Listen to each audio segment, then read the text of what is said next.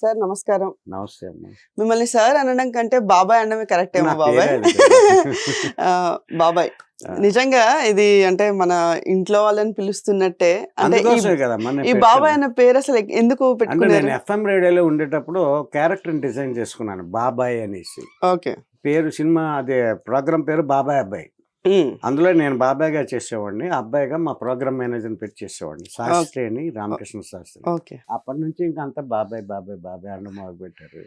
Cinema ఫీల్డ్కి వచ్చాక కూడా బాబాయ్ అంటే గౌరవంగానే చెప్తారు కానీ ఒరే బాబాయ్ అని ఎవడు అండు కదా. లేకపోతే ఇదే మన రెస్పెక్ట్ మనమే బాబాయ్ తెచ్చుకోవాలి. గారు అని వచ్చేస్తుంది పక్కనే. అది దాంతోనే ఒకటి పెట్టుకున్నాను. ఇంకోటి ఏంటంటే అడ్వాంటేజ్, ఇంట్లో ఫాదర్కి భయపడి ఏ విషయం చెప్పరేమో కానీ పిల్లలు, బాబాయ్ అన్నోడు ఈజ్ లైక్ ఏ ఫ్రెండ్. నాన్నకి చెప్పుకోలేని ప్రాబ్లమ్స్ని కూడా బాబాయ్తో చెప్పుకుంటారు కాబట్టి, బాబాయ్ అన్నోడిని ఫ్రెండ్లీగా బిహేవ్ చేస్తారు కాబట్టి, ఆ విధంగా నేను బాబాయ్ అని పేరు పెట్టుకోవడానికి కారణం అది. ఇందులో చాలా రహస్యాలు ఉన్నాయి. అందుకని సరదాగా చెప్పాలంటే, ముందు అక్షరం తీసేస్తే ఏమవుద్ది బాయ్, బాబాయ్ అక్షరం తీసేస్తే బాబా.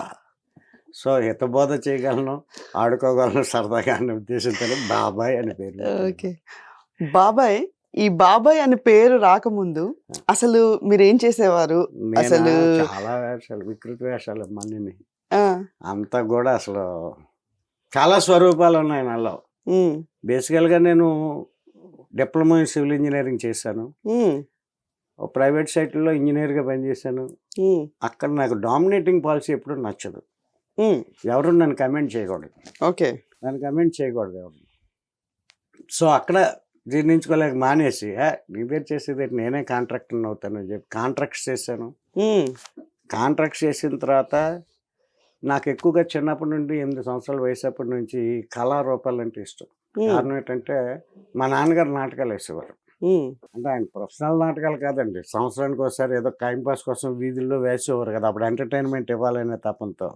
ఆ విధంగా చిన్నప్పుడు క్యారెక్టర్. అంటే మా నాన్నగారు చదువులేదు, ఆయన స్క్రిప్ట్ చదవాలి.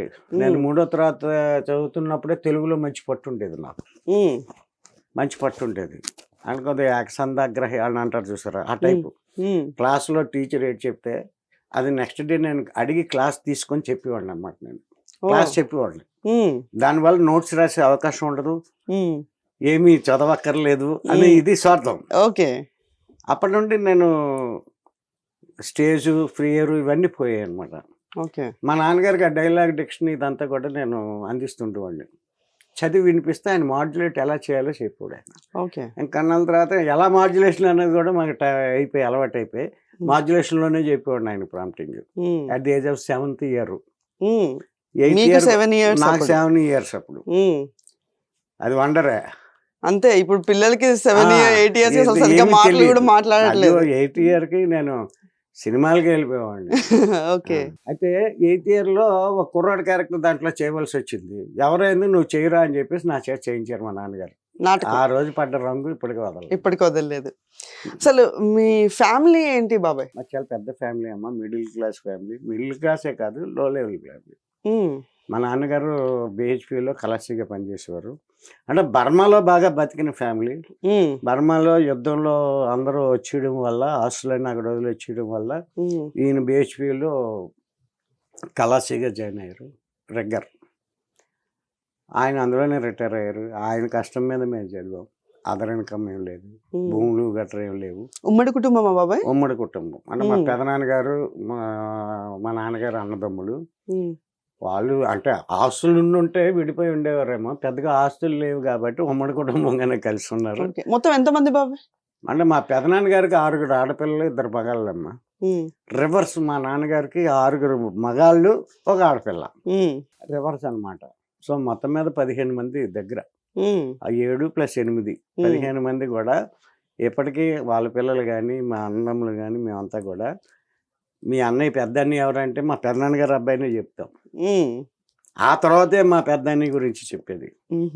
మా తమ్ముళ్ళు ఎంతమంది మీకు అంటే ఆయన ఇద్దరు ఒక్కడే అని చెప్పడు పెద్ద ఆయన. మాకు 6 + 1 7 తమ్ముళ్ళు అని చెప్తాడు అతను. సో మేము ఎప్పుడు అలాగే ఉంటాం. అక్క చెల్లెలు ఎంతమంది అంటే 7 అంటాం మేము. అందరూ అంతే. సో పెద్ద కుటుంబం అమ్మ. మాకు ఏ కార్యక్రమాన్ని పిలవాలంటే 160 మంది సభ్యులు. 160 మంది ఎవరి ఇంట్లో ఇంకా ఫంక్షన్ చేసుకోవాలి దానికి. ఇంకా బయట ఎవరిని వాళ్ళ బయట అవసరం లేదు అసలు. పిలక్కర్లేదు. ఆ. అప్పట్లో ఆ బంధాలు అలా ఉండేవి బంధం బాబాయ్. అలా ఉండేది. ఇప్పటికే అది కొనసాగుతుంది. చాలా తక్కువ. ఆ, ఇప్పుడు ఉమ్మడి కుటుంబాలు అంటే ఎక్కడున్నాయి వాళ్ళ బాబాయ్. ఆస్తులు సంపాదించకపోవడం వల్ల. అంటే నాటకాల్లో నుంచి 8 ఇయర్స్ నుంచే ఇంకా నాటకాలు, ఇంకా చదువు అలా అయ్యో, వేస్తూనే ఇలా. చదువుకి ఎప్పుడు వెనకబడి ఉండేది కాదు. చెప్పాను కదా నేను అదే. యాక్సెంట్ గ్రహిణని. ఉమ్, ఉమ్. అంటే నా డబ్బా నేనే కొట్టుకోవాల్సి వస్తుంది, ఎవడు గుర్తించలేదు కాబట్టి. ఆ, ఎప్పటికైనా వెళ్తే డైలాగ్ అటెస్ట్ ఇచ్చి ఒకసారి చూసి డైరెక్ట్ అసిస్టెంట్ డైరెక్టర్ చెప్తా, ఉమ్, పర్లేదు రెడీ అయిపోయినాను. అప్పుడేనా అంటారు, అయిపోయింది నన్ను నీ ఇష్టం కానీ. ఉమ్. అంటే ఇటు నాటకాలు వేస్తూ అటు చదువుకోవడం. ఆ, అంటే 8 ఇయర్స్ నుండి కంటిన్యూ నాటకాలు కాదు కదమ్మా, అదే, అదే. ప్రొఫెషనల్ కాదు. అంటే సంవత్సరంలో 2 సార్లు 3 సార్లు నాటకాలు వేయవలసినప్పుడు ఆ రిహార్సల్స్, ఈ మిగతా కాలంలో అంతా నాటకాల మీద దృష్టి. చిన్నప్పటి నుంచి మిమిక్రీ అంటే పిచ్చి. ఏ ఇప్పుడు ఫార్మేట్ అయినా అన్ని ఇప్పుడు మీకు ఫార్మేట్స్. ఎన్ని ఇయర్స్ బాబాయ్? నాకు ఇప్పుడు 62 సంవత్సరాలు. 62 అంటే 8 ఏళ్ళ నుంచి ఆ, స్టార్ట్ 54 చేశారు. 54 54 ఏళ్ళు ఏళ్ళు అసలు. నాటకాలు వేసేటప్పుడు అంటే అది ఇది 2 మేనేజ్ చేసేవారు, చదువు అది. అవునమ్మా, ఉమ్. చదువుకి ఎప్పుడు డోకా డోకా లేదు. ఎప్పుడు క్లాస్ ఫస్ట్. క్లాస్ ఫస్టే. సూపర్. మరి ఇప్పుడు మీరు ఇందాక చెప్పారు అన్ని జాబ్స్ చేశాను అని చెప్పి. మరి నాటకాలకి, మీ చదువుకి, ప్లస్ ఇటు ఆర్జేకి రాకముందు అన్ని జాబ్స్ చేయాల్సిన అవసరం ఎందుకు వచ్చింది? అంటే నాకు స్థిరత్వం లేక, నిజం చెప్పాలంటే. నేను మా అన్నయ్య కూడా తిట్టేవారు, మా అన్నయ్యలు. అంటే నాకు గాడ్ ఫాదర్ మా చిన్నన్నయ్య అండి. పెద్ద అన్నయ్య చిన్నన్నయ్య కూడా మమ్మల్ని అలాగే చూసుకుంటేవారు. వాళ్ళు తిడుతూనే ఉండేవారు, స్థిరత్వం లేదు ఏదో నువ్వు. వాళ్ళు జాబ్ చేస్తుండేవారు, central government job. Central government. స్థిరత్వం లేదు నీకు అనేసి. ఏదైనా 5 ఇయర్స్ చేసిన తర్వాత ఫీల్డ్ మారుద్దాం అని ఫీలింగ్ వస్తుంది. ఓకే. ఎక్కడే ఎక్కువ కాలం ఉండి. అంటే సెల్ఫ్ సాటిస్ఫాక్షన్ లేక మానేశారు. అంటే నేను దేనికి సంతృప్తి పడినమ్మా. అంటే ఒకరి కింద, అంటే శాసించే వాళ్ళ కింద అసలు పనిచేయదు. నా చిత్తం నా బంధు అని బాంచం ద్వారా అని పనిచేయండి నేను. ఎక్కడైతే నాకు డిఫెక్ట్ అనిపించిందో, చేసే ఇక్కడ గౌరవం తగ్గిపోతుంది అని అనిపిస్తే అక్కడ ఒక క్షణం ఉండను నేను. అది ఎన్ని లక్షల నష్టమైనా సరే. అది నా పాలసీ ఇచ్చేటప్పుడు నుండి. మరి ఇది నాటకాల వల్ల డిఫరెంట్ క్యారెక్టర్లు చేయడం వల్ల ఏర్పడిపోయినటువంటి తత్వం ఏంటో తెలియదు కానీ అది నా పాలసీ. ఓకే. అయితే బాబాయ్ చిన్న వయసు నుంచి నాటకాలు స్టార్ట్ చేశారు, ఇటు చదువుకుంటున్నారు, చదువు తర్వాత రకరకాల జాబ్స్ చేశారు. అంటే వీటన్నిటినీ కూడా ఊరికే వచ్చినవి కాదు, నాకు తెలిసి చాలా కష్టపడే ఉంటారు. కష్టపడ్డానమ్మా, చాలా కష్టపడ్డాను. అంటే ట్రావెలింగ్ ఉండేదా అటు ఇటు ఇటు? అబ్బో, ట్రావెలింగ్ నా జీవితంలో ఎక్కువ. కొన్నాళ్ళు అమలాపురంలో వర్క్ చేస్తే, కొన్నాళ్ళు ఎక్కడ రావికమతం, కొన్నాళ్ళు చోడవరం, ఇలాగేనమ్మా ట్రావెలింగ్ ఎక్కువ. అంటే మొత్తం ఆంధ్రానే పుట్టింది అంతా? నేను విశాఖపట్నంలో అనకాపల్లి దగ్గర మునవపాక దగ్గర ఉన్నటువంటి వాడ్రాపల్లి గ్రామం, అందరికీ కొండకర్ల ఆవు అంటే తెలుస్తుంది, ఆవుకి ఇటువైపు ఉన్న గ్రామం. ఆ గ్రామంలో పుట్టాను నేను. పుట్టడం బర్మా. మా నాన్నగారు పెద్ద వ్యాపారస్తులు అప్పుడు అక్కడ. బర్మాలో పుట్టిన తర్వాత యుద్ధంలో ఇక్కడికి వచ్చేయడం జరిగింది. 62లో నేను పుడితే 65లో ఇక్కడికి వచ్చాం. వచ్చిన తర్వాత ఆ గ్రామంలో పెరిగాం. ఆ తర్వాత మా నాన్నగారికి జాబ్ రావడం, ఆయన విశాఖపట్నం వెళ్ళడం, విశాఖపట్నంలో మా చదువు పూర్తి చేయడం. విశాఖపట్నం దగ్గర మల్కాపురం దగ్గర రామకృష్ణాపురం ఉంది, పూర్తి చేశాను. రామకృష్ణాపురంలో పూర్తి అయిపోయిన తర్వాత నేను స్వశక్తిగా నా కాళ్ళ మీద నేను బతికిన తర్వాత గాజువాకు వచ్చి ఒక ఇల్లు కట్టుకోవడం జరిగింది. ఓకే. అయితే బాబాయ్ ఫస్ట్ ఇవంతా జర్నీ అయిపోయిన తర్వాత ఎఫ్ఎంలో బాబాయ్గా ఎలా ప్రవేశం జరిగింది? అదా, అబ్బో, అప్పటికే నేను నాటకాలు ఇంకా అదే వృత్తి పెట్టుకుంటూ ఉన్నాము, ఇంకేం పని ఉండదు కాదు. మేము 8 మంది ఫ్రెండ్స్, అందులో మనీష్ శర్మ అని నాకు మంచి ఫ్రెండ్. ఇప్పుడు ఆయన ఓ ఛానల్కి హెడ్గా పనిచేస్తున్నాడు. విశాఖపట్నంలోని వి ఛానల్ అనే దానికి ఆయన CEO చేస్తున్నాడు. మంచి ఆర్టిస్టు ఆయన. నేను తర్వాత ఇంకొక 6 ఫ్రెండ్స్ అమ్మ. మేము కలిస్తే సినిమాల గురించి, నాటకాల గురించే కానీ యూత్లో కూడా అమ్మాయిలను లేకపోతే వేరే అలవాట్లను ఇలాంటిది ఏమి ఉండేది కాదు. ఒక నాటకం గురించి అయితే పూర్తిగా కొట్టుకునే స్థాయిలో డిస్కషన్ ఉండేది. చూసేవాళ్ళు ఎవరైనా ఈ రోజుతో వీళ్ళు కలుసుకోర్రా అనుకునేవారు అనమాట. ఓకే. కానీ మరుసటి రోజు మళ్ళీ మామూలే. డిస్కషన్‌లోనే. డిస్కషన్ ఎప్పుడో స్థాయి కొట్టుకునే స్థాయిలో ఉండేది. హ్మ్. అందులో నాగేశ్వరరావు రామారావు గారి గురించి చాలా ఎక్కువగా ఉండేది. ఓకే. కొంతమంది నాగేశ్వరరావు ఫేవర్, కొంతమంది రామారావు రామారావు గారు. ఇలాగా. ఆ! మీ వాడేలాగా మా వాడేలాగా ఇది. ఆ కొట్టుకునే స్థాయి వరకు ఉండేది. లేదా ఒక నాటకం ప్రాక్టీస్ చేసుకోవడం. ఇదే మా ఇది. ఓకే. మేమంతా కూడా. హ్మ్. ఎవడైనా మా కళ్ళ ఎదురుగుండా అమ్మాయిని కామెంట్ చేసినా 8 మంది కలిసి తన్నేవాళ్ళు. ఓకే. అలాగుండేది ఆ! చిన్నప్పుడు కూడా. మేమంతా ప్రజానాట్య మండలి నుండి వచ్చాం. హ్మ్. సో దాని మీద ఆ ప్రోగ్రెసివ్ థాట్స్ ఉండేవి. అది. సో, అక్కడి నుంచి ఎఫ్ఎంగా ట్రై ఈ చేశారు. ఎఫ్ఎం రేడియోకి అప్లికేషన్స్ పెట్టమని చెప్పారు. హ్మ్. పెట్టినప్పుడు అందులో కోటేశ్వరరావు అని జెమినీలో పనిచేస్తున్నాడు. మా ఫ్రెండ్, బాగా క్లోజ్ ఫ్రెండ్ నాకు. ఒరే హ్మ్. బావ అనుకుంటాం. వాడు ఏమన్నాడంటే, అరే నువ్వు అటు ఇటు ఇది చేస్తున్నావు కదా స్టేజ్ షోలు, ఎఫ్ఎం రేడియోకి అప్లికేషన్ పెట్టరా అన్నాడు. పెట్టాను. 72 మంది ఇంటర్వ్యూకి వచ్చారమ్మా. హ్మ్. నన్ను ఒక్కడనే సెలెక్ట్ చేశాను. సూపర్. ఆ హ్మ్. సెలక్షన్ కమిటీ ఫ్రమ్ జెమినీ చెన్నైయా? చెన్నై నుండి వచ్చారు. హ్మ్. నన్ను ఒక్కడనే సెలెక్ట్ చేశారు. హ్మ్. 72 మందిలో. 72 మందిలో హ్మ్. నా ఒక్కడిని సెలక్షన్ అయిన తర్వాత మిగతా వాళ్ళు నేను సెలెక్ట్ చేశాను. అది మీరు సెలెక్ట్ చేశారు. Work okay. స్టార్ట్ అయిన తర్వాత. ఓకే. అదేనమాట. అలా హ్మ్. గ్రేట్. ఎన్ని ఇయర్స్ అది నడిచింది ఏంటంటే మా బాబాయ్? కోటేశ్వరరావుకి ఆ గొప్పతనం చెల్లాలి. ఓకే. అంటే మీరు ముందు అనుకున్నారా బాబాయ్? అంటే నాటకాలు చేస్తున్నాను, సినిమాలోకి వెళ్ళాలి, సినిమాలో చేయాలి అని అనుకోలేదు. ఎప్పుడు సినిమాకి వెళ్ళాలనే ఆశ ఎప్పుడూ ఉండేది కాదు. నాకే కాదు, మేము సినిమాల గురించి మాట్లాడుకున్నా హ్మ్. మా 8 మంది ఫ్రెండ్స్ కూడా హ్మ్. సినిమా అంటే వీ హేట్ ఇట్. హ్మ్.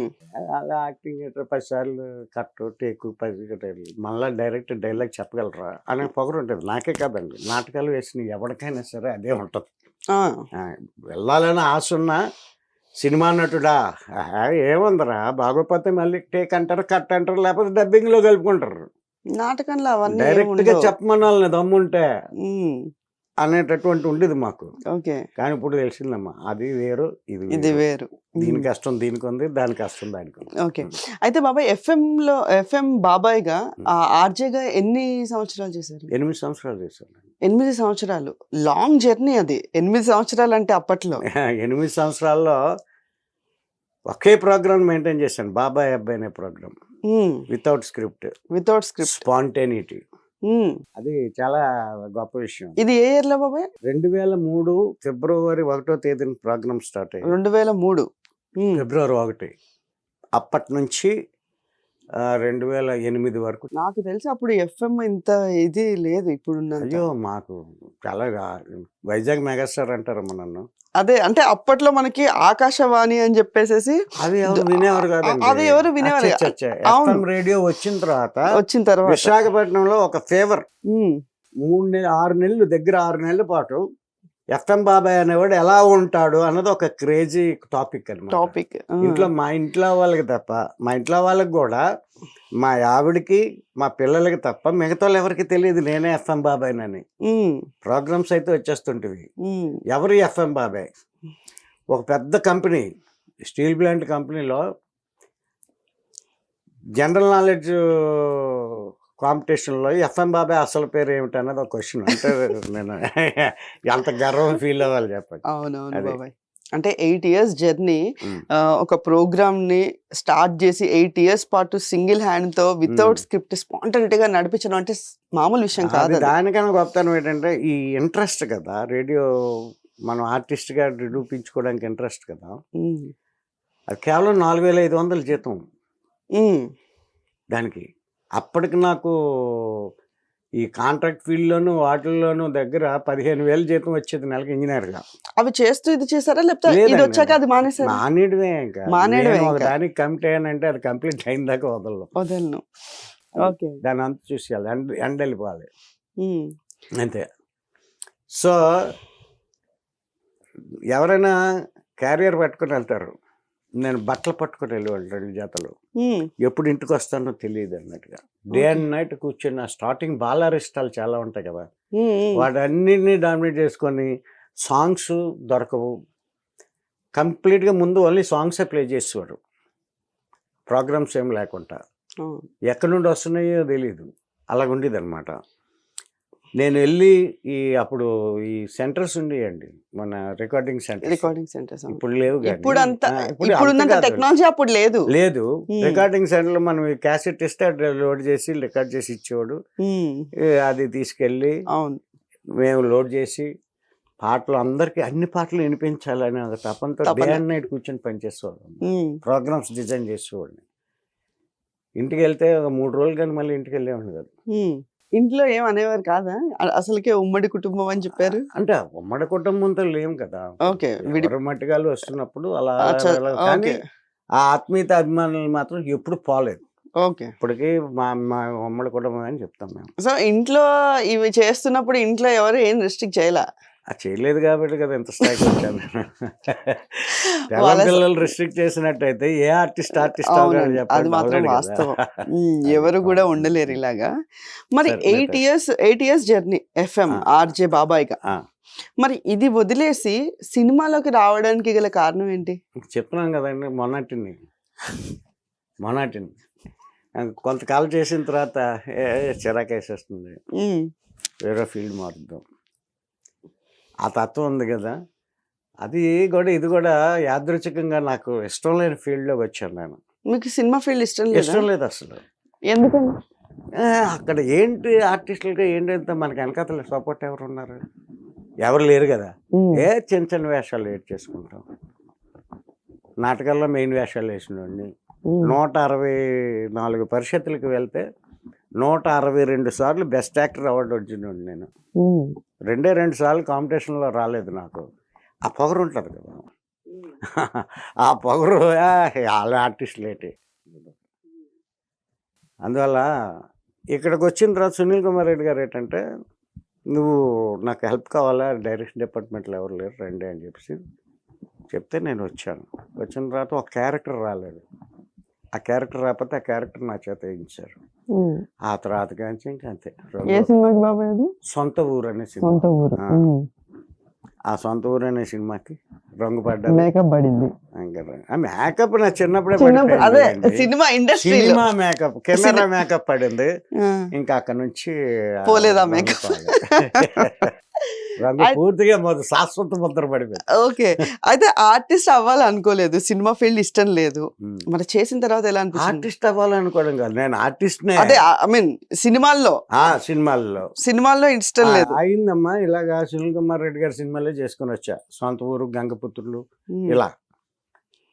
తర్వాత మల్లిక్ గారు తెలిసి ఉంటుంది మీకు, Telugu1.comలో ద బెస్ట్ కార్టూనిస్ట్ అండ్ నవల రచయిత.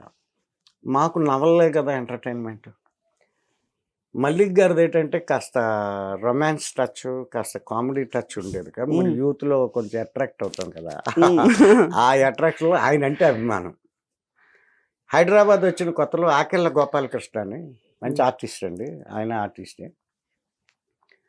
ఆయన అన్నాడు, ఇలాగా నేను మల్లిక్ గారిని కలవాలి గోపాలకృష్ణ గారు అంటే, అయ్యా ఆయన మనకి మంచి మిత్రులు రండి అని చెప్పి తీసుకెళ్ళారండి Telugu1.comకి. తీసుకెళ్ళిన తర్వాత ఆయన మాట్లాడి, నేను మీ అభిమాని అంటే ఆయన కొన్ని క్వశ్చన్స్ వేసాడు ఆయన నవళ్ళ మీద, వాటి మీద. వాటికి నేను సమాధానం చెప్పడం, ఓహో మీరు బాగా నన్ను బాగా చదివారా బాబా నవల్స్ మీరు బాగా? విపరీతంగా. బేసికల్గా నేను రైటర్ అమ్మా, కాబట్టి ఇది ఉంటుంది. అయిన తర్వాత ఆయన అన్నారు, ఈ నూరుకోక ఈయన కామెడీ స్కిట్స్ బాగా చేస్తాడండి, స్టేజ్ ప్రోగ్రామ్స్ అవి చేస్తాడు, అలాగా మా దాంట్లో చెయ్యండి అని చెప్పి అప్పటికప్పుడు 10 స్కిట్లు నా చేసి షూట్ చేయించి పెట్టారు. దేనికి బాబా ఇది కామెడీ? Telugu1.comకి. Telugu1.com. ఓకే. పెట్టిన తర్వాత ఆల్ ఆఫ్ సడన్ ఒకసారి ఆయన ఫోన్ చేసి, ఏమండి ఈ రోజుల్లో డైరెక్టర్ మారుతి గారు మీ నెంబర్ అడిగారు, మేము ఇవ్వచ్చా? సార్ మేము వచ్చింది వేషాల కోసం సార్, మీరు ఇవ్వకపోతే ఎలాగనంటారంటే, సరే ఇస్తాను. ఓ 10 నిమిషాల్లో మారుతి గారు ఫోన్ చేశారు. ఫోన్ చేసి ఇలాగ ఈ రోజుల్లో, అప్పటికి ఈ రోజుల్లో పబ్లిసిటీలో పీక్లో ఉంది, ఎక్కడ చూసినా హోర్డింగ్స్ ఇవన్నీ ఈ రోజుల్లో పబ్లిసిటీ. రిలీజ్ అవ్వలే. ఇలా నెక్స్ట్ బస్ స్టాప్ అనే సినిమా చేస్తున్నాం మేము, మీకు ఒక వేషం ఇవ్వాలనుకుంటా సార్, ఆఫీస్కి రమ్మంటారా? అక్కర్లేదండి, మీరు ఎలా ఉంటారో చూసానులేండి, Telugu1.comలో కామెడీ స్కిట్స్ అవి చూశాను, I want such a person, మీకు నెక్స్ట్ మంచి వేషం ఉంటుంది సార్. అమ్మో హ్యాపీ అనుకున్నా, అయిపోయింది. తర్వాత బస్ స్టాప్లో పిలిచాను, వేషం ఇవ్వడం, నాకు బ్రతికి ఇవ్వడం. అందుకే ఇప్పటికీ కూడా గాడ్ ఫాదర్ అని రాసుకుంటాను తప్ప మారుతి అని పేరు రాసుకుని నా ఫోన్లో కూడా గాడ్ ఫాదర్ అనే ఫీల్ అయి ఉంటుంది. Is my God. తర్వాత మరి దీనికి ఎలా అవకాశం వచ్చిందండి దీనికి? రంగస్థలం? రంగస్థలం బస్ స్టాప్ బేస్. ఒక Okay. సినిమా ఎన్ని సినిమాలు తెచ్చి పెడుతుందో చెప్పలేం. చెప్పలేం. అది ఆ తెచ్చి పెడుతున్నప్పుడే మన యాటిట్యూడ్, మన డిసిప్లైన్, మన క్యారెక్టరైజేషన్లు ఇవన్నీ జోడిస్తే పెరుగుతుంది సంఖ్య, లేదంటే అక్కడ ఆగిపోతుంది. మీరు ఇందాక అన్నారు గాడ్ ఫాదర్ గా సేవ్ చేసుకున్నాను అని. మీకు ఫస్ట్ అవకాశం ఇచ్చింది సునీల్ గారు, అవును. ఇక్కడ రంగస్థలం సుకుమార్ గారు. ఉమ్. సు అనే అక్షరం కలిసి వచ్చిందా బాబాయ్ మీకు? అది ఇంతవరకు నేను అర్థం చేయలేదు.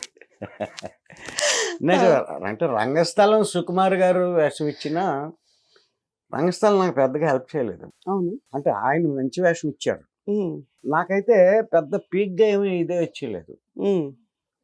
కానీ బస్ స్టాప్ రిలీజ్ అయిన తర్వాత నేను మళ్ళీ బస్ స్టాప్కి రంగస్థలానికి మధ్య దగ్గర 90 సినిమాలు చేశాను. ఆ 90 సినిమాలు కూడా బస్ స్టాప్ వల్లే వచ్చాను. బస్ స్టాప్ వల్లే. కాబట్టి is my God father. Okay. అయితే బాబాయ్ ఈ ఇండస్ట్రీ జర్నీలో మీరు జనరల్గా సినిమా ఇండస్ట్రీకి రావాలని మీరు అనుకోలేదు, అసలు సినిమా ఫీల్డ్ అంటే మీకు ఇష్టం లేదు, ఐ హేట్ అని చెప్పేసి. హేట్. ఓకే. మరి ఇన్ని సినిమాల జర్నీలో ఒక్కొక్కరితో ఒక్కొక్క రకమైన ఎక్స్పీరియన్స్ ఉంది. ఆ ఎక్స్పీరియన్స్ ఏంటి బాబాయ్? అప్పుడు చాలా ఎక్స్పీరియన్సెస్ అమ్మా. అంటే జనరల్గా నేను వెళ్ళిన తర్వాత, లొకేషన్కి వెళ్ళిన తర్వాత సాధారణంగా అందరితో కూర్చుంటానండి.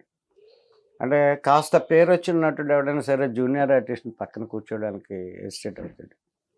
బట్ నేను అలాగే వాళ్ళ పరిస్థితి ఏమిటి, ప్రొడక్షన్ వాళ్ళ పరిస్థితి ఏమిటి, ఇలాగే అన్ని కూడా నేను వాళ్ళతో చిట్ చాట్ చేస్తూనే వాళ్ళ పరిస్థితులు గమనిస్తుంటాను. నేను ఆ ఎంక్వైరీ రిపోర్టింగ్ చేశాను కదా, అది కొంచెం ఇది పోవు కదా, అవి అలాగే యాక్ట్ అవుతుంటాయి. పెద్దవాళ్ళతో పెద్దవాళ్ళలాగా ఉంటారు. చాలా విషయాలు అంటే కొత్తగా వచ్చినటువంటి వ్యక్తులు ఎవరైనా సరే ఫీల్డ్లో, షూటింగ్ స్పాట్లో ఎలా బిహేవ్ చేయాలో ఏమిటన్నది చాలా విషయాలు నేర్చుకోవాలమ్మా. చాలా అసలు దారుణంగా ఉంటుంది. మనం ఏం మాట్లాడినా, ఎవరి కోసం మాట్లాడినా విత్ ఇన్ క్షణాల్లో వాళ్ళకి తెలుస్తుంది. ఎలా తెలుస్తుందో తెలియదు. మన సినిమా ఫీల్డ్లో అది గొప్ప విషయం. ఎంత తక్కువ మాట్లాడితే వాడికి అన్ని అవకాశాలు వస్తాయి. చాలా జనరల్గా ఏమవుతారంటే వచ్చేసి మన దగ్గర కూర్చొని ఏంటంటే తీస్తున్నాడు, నాకేం అర్థం కాదు, ఎందుకు తీస్తున్నాడు ఆ డైరెక్టర్కి అర్థం కాదు, ఏటో పిచ్చోడు చెప్తే వింటలేదు అంటాడు. అన్న తర్వాత మనం ఏమంటాం, నిజమేనమ్మా అని అన్నాం అనుకో, సార్ వీళ్ళిద్దరూ మీ గురించి మాట్లాడుకుంటున్నారు అన్న విషయం అక్కడ తెలుస్తుంది. ఎలాగెళ్ళిందని మనకెలా తెలుస్తుంది అంటే, పిలిచి ఎవడైతే అన్నాడో వాడిని, ఈ సీన్ నువ్వు డైరెక్ట్ చేసి పెట్టినా నాకు రావట్లేదు కదా అంటాడు డైరెక్టర్. డైరెక్ట్గా తగిలినట్టే కదా, డైరెక్టర్ గారు అదే అంటారు, నాకు రావట్లేదు, ఈ సీన్ ఎలా తీయాలో చేసి పెట్టవా, గౌరవంగా అడుగుతాడు. అంతే, ఎక్కడ తగలాలో అక్కడ తగులుతుంది. ఇలాంటివి ఉంటాయి.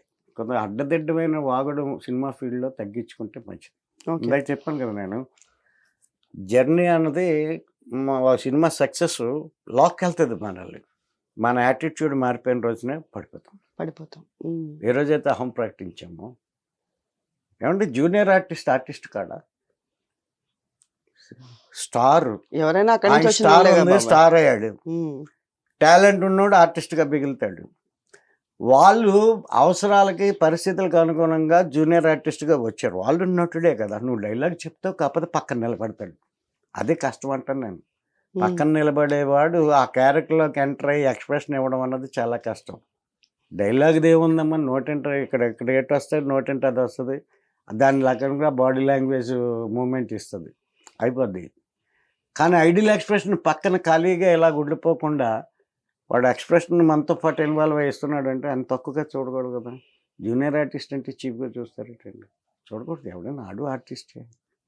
రాతను బట్టి ఉంటుంది, మన అదృష్టాన్ని బట్టి డెవలప్మెంట్ ఉంటుంది, టాలెంట్ని బట్టి ఇంక్రిమెంట్ ఉంటుంది. దానికి అహానికి పోకూడదు అంటాను నేను. బాబాయ్ 8 years నుంచి మీరు ఆర్టిస్ట్, అంటే నాటకాలు వేసుకుంటూ సినిమా ఫీల్డ్లోకి వచ్చారు. నాటకాలకి సినిమాలో యాక్ట్ చేసేదానికి డిఫరెన్స్ ఏంటి? చాలా తేడా ఉంటుంది.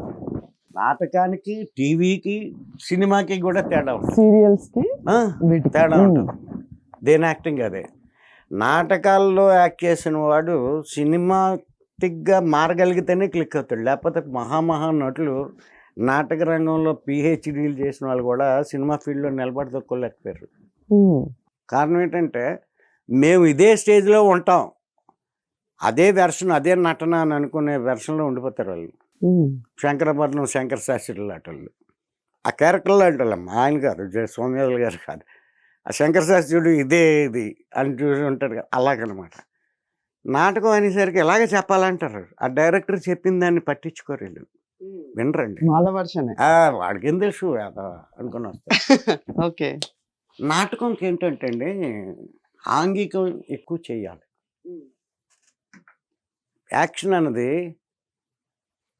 బాగా ఎక్కువ చూపించాలి. కారణం ఏంటంటే వెనకాతలు ఉన్న ప్రేక్షకుడికి మైక్ ఒకవేళ పని చేయకపోయినా వినపడేటట్టు చూడాలి. ఒకవేళ డైలాగు వినపడకపోయినా ఆంగికాన్ని బట్టి, మన యాక్షన్ని బట్టి ఆ డైలాగ్ సెన్స్ అర్థం అవ్వాలనే ఉద్దేశంతో గట్టిగా ఓవర్ ఎక్స్ప్రెషన్స్తో చేస్తాం. కెమెరాకి పనిచేది అది.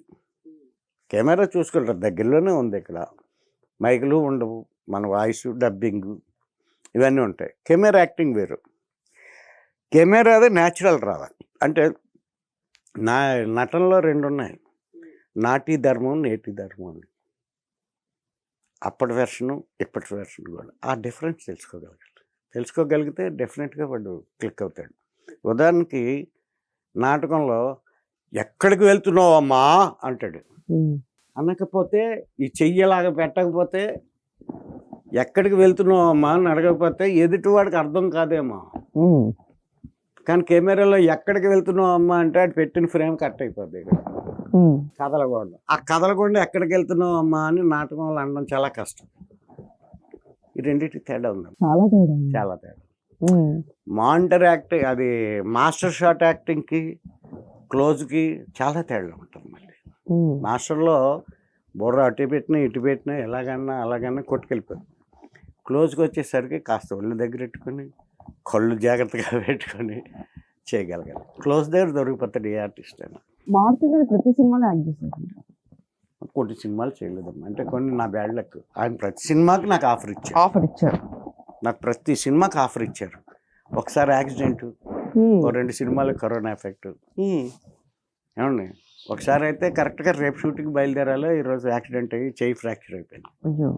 ఎలాగని ఫోన్ చేస్తే దానికే ఉందండి, మళ్ళీ తర్వాత చేసుకుందాంలే, సినిమా అప్పుడు అయిపోద్ది కదా చూసుకుందాంలే. మా బాబు బంగారు దానికి అయిపోయిందమ్మా. ఒకసారి శైలజ గారు వాళ్ళకి కూడా పిలిచారు. బ్యాడ్ ఏంటంటే ఆయన పెద్ద సినిమాల్లోనూ నాకు అవకాశాలు ఆయన కల్పించినా మిస్ అయిపోతుండే. మరి ఇప్పుడు ప్రభాస్ గారి సినిమా కూడా ఉంటుంది అని అన్నారు, ఉంటుందో లేదో తెలియదు. ఉంటుందిలేండి. అయితే నేను వెళ్ళకపోయినా ఆయన పలానా వేషం అనుకుంటే నేను వెంటనే నన్ను పిలుస్తారు. నేను ఎప్పుడు కలవలేదు కూడా అతను. ఆయన అంటారు, ఎందుకు వచ్చి కలవడం నువ్వు, ఆర్టిస్ట్ గా ఆ గుర్తింపు నాకు ఆ అదృష్టం లభించింది. అయితే బాబాయ్, సాధారణంగా సినిమా వాళ్ళు అనగానే మనకి హైదరాబాద్లో కృష్ణానగర్, గణపతి కాంప్లెక్స్ ఇవి గుర్తొస్తూ ఉంటాయి ఎక్కువ శాతం. వాళ్ళ జీవితం, అక్కడ పరిస్థితులు ఎలాంటివి బాబాయ్? జీవన విధానంలో ఏం మార్పు లేదండి. అర్థం చేసుకోవడంలోనే లొకాలిటీని బట్టి. అంటే ఇప్పుడు స్లమ్ అంటాం, పోష్ ఏరియా అంటాం. అక్కడ వాడు అన్నది అంటాడు, వీడు అన్నది అంటాడు. వాడు ఇంట్లోనే పడుకుంటాడు, వీడు ఇంట్లోనే పడుకుంటాడు. ఆడు టీవీ చూస్తాడు, వీడు టీవీ చూస్తాడు. ఏం తేడా లేదు.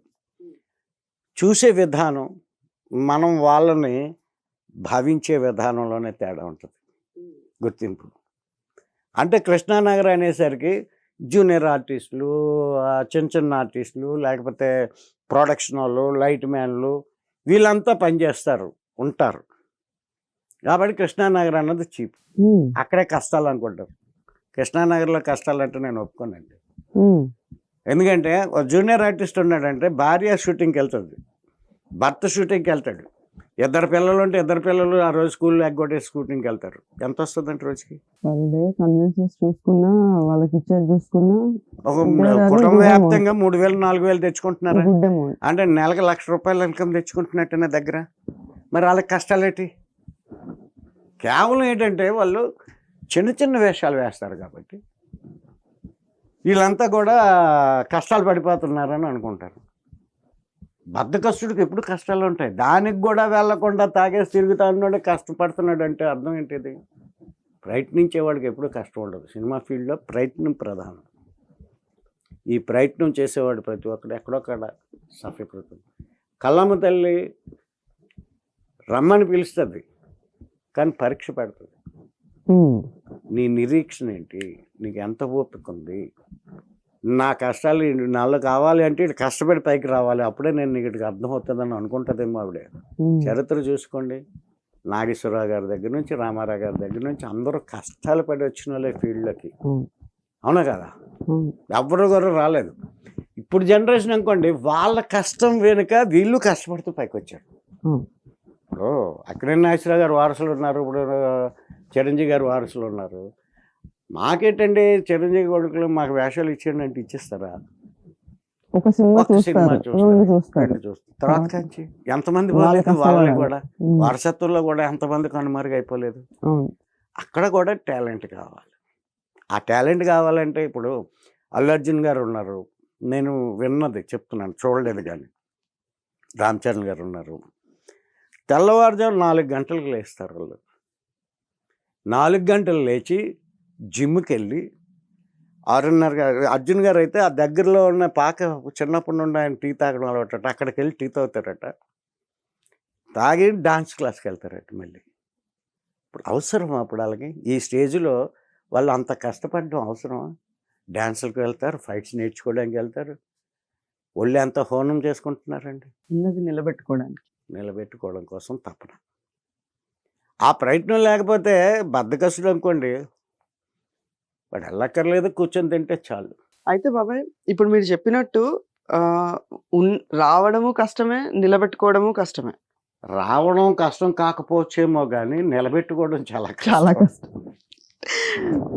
అంటే ఇప్పుడు కొత్తగా ఒకవేళ ఇండస్ట్రీలోకి రావాలి అనుకున్న వాళ్ళకి మీరు ఇచ్చే సలహా ఏంటి బాబాయ్? సినిమాల్లో రావద్దని చెప్తుంటాను. అంటే నేనేం కష్టాలు పడలేదండి. నిజంగా నా అదృష్టం ఏంటంటే సినిమా వేషాల కోసమో సినిమాల్లోకి వచ్చి ఈ సినిమా కష్టాలు ఏం పడలేదు నేను. ఎందుకంటే నాకు సునీల్ కుమార్ రెడ్డి గారు అక్కడ బాబాయ్ అబ్బాయి అనే ప్రోగ్రామ్ రేడియో బేస్ ఒకటి ఉంది, సునీల్ కుమార్ రెడ్డి గారు తీసుకొచ్చారు, ఈజీగానే ఎంట్రీ ఇచ్చారు. మేము పోన్లే 1-2 సినిమాలు చేసి వెళ్ళిపోదాంలే అనుకున్నా, వెళ్ళలేని పరిస్థితి ఏర్పడింది.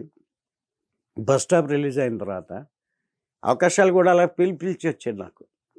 బస్ స్టాప్ తర్వాత ఇంక నేను వెళ్ళడానికి సాహసం చేయలేదు, వెళ్తే చంపేస్తారేమో అని సాహసం చేయలేదు, వెళ్తే మర్యాద ఉండడానికి కడతారేమో అని డౌట్తో.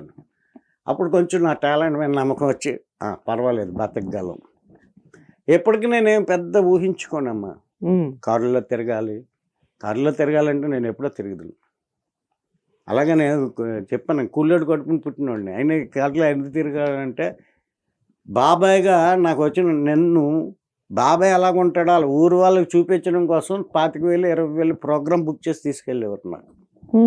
అప్పుడే సంపాదించుకుంటారు, ఏ రోజు ఆశ లేదమ్మా నాకు. ఆ వచ్చిన ప్రోగ్రామ్ నాతో పాటు వచ్చిన ఆర్టిస్టులు అందరికీ పనిచేసేవాడు.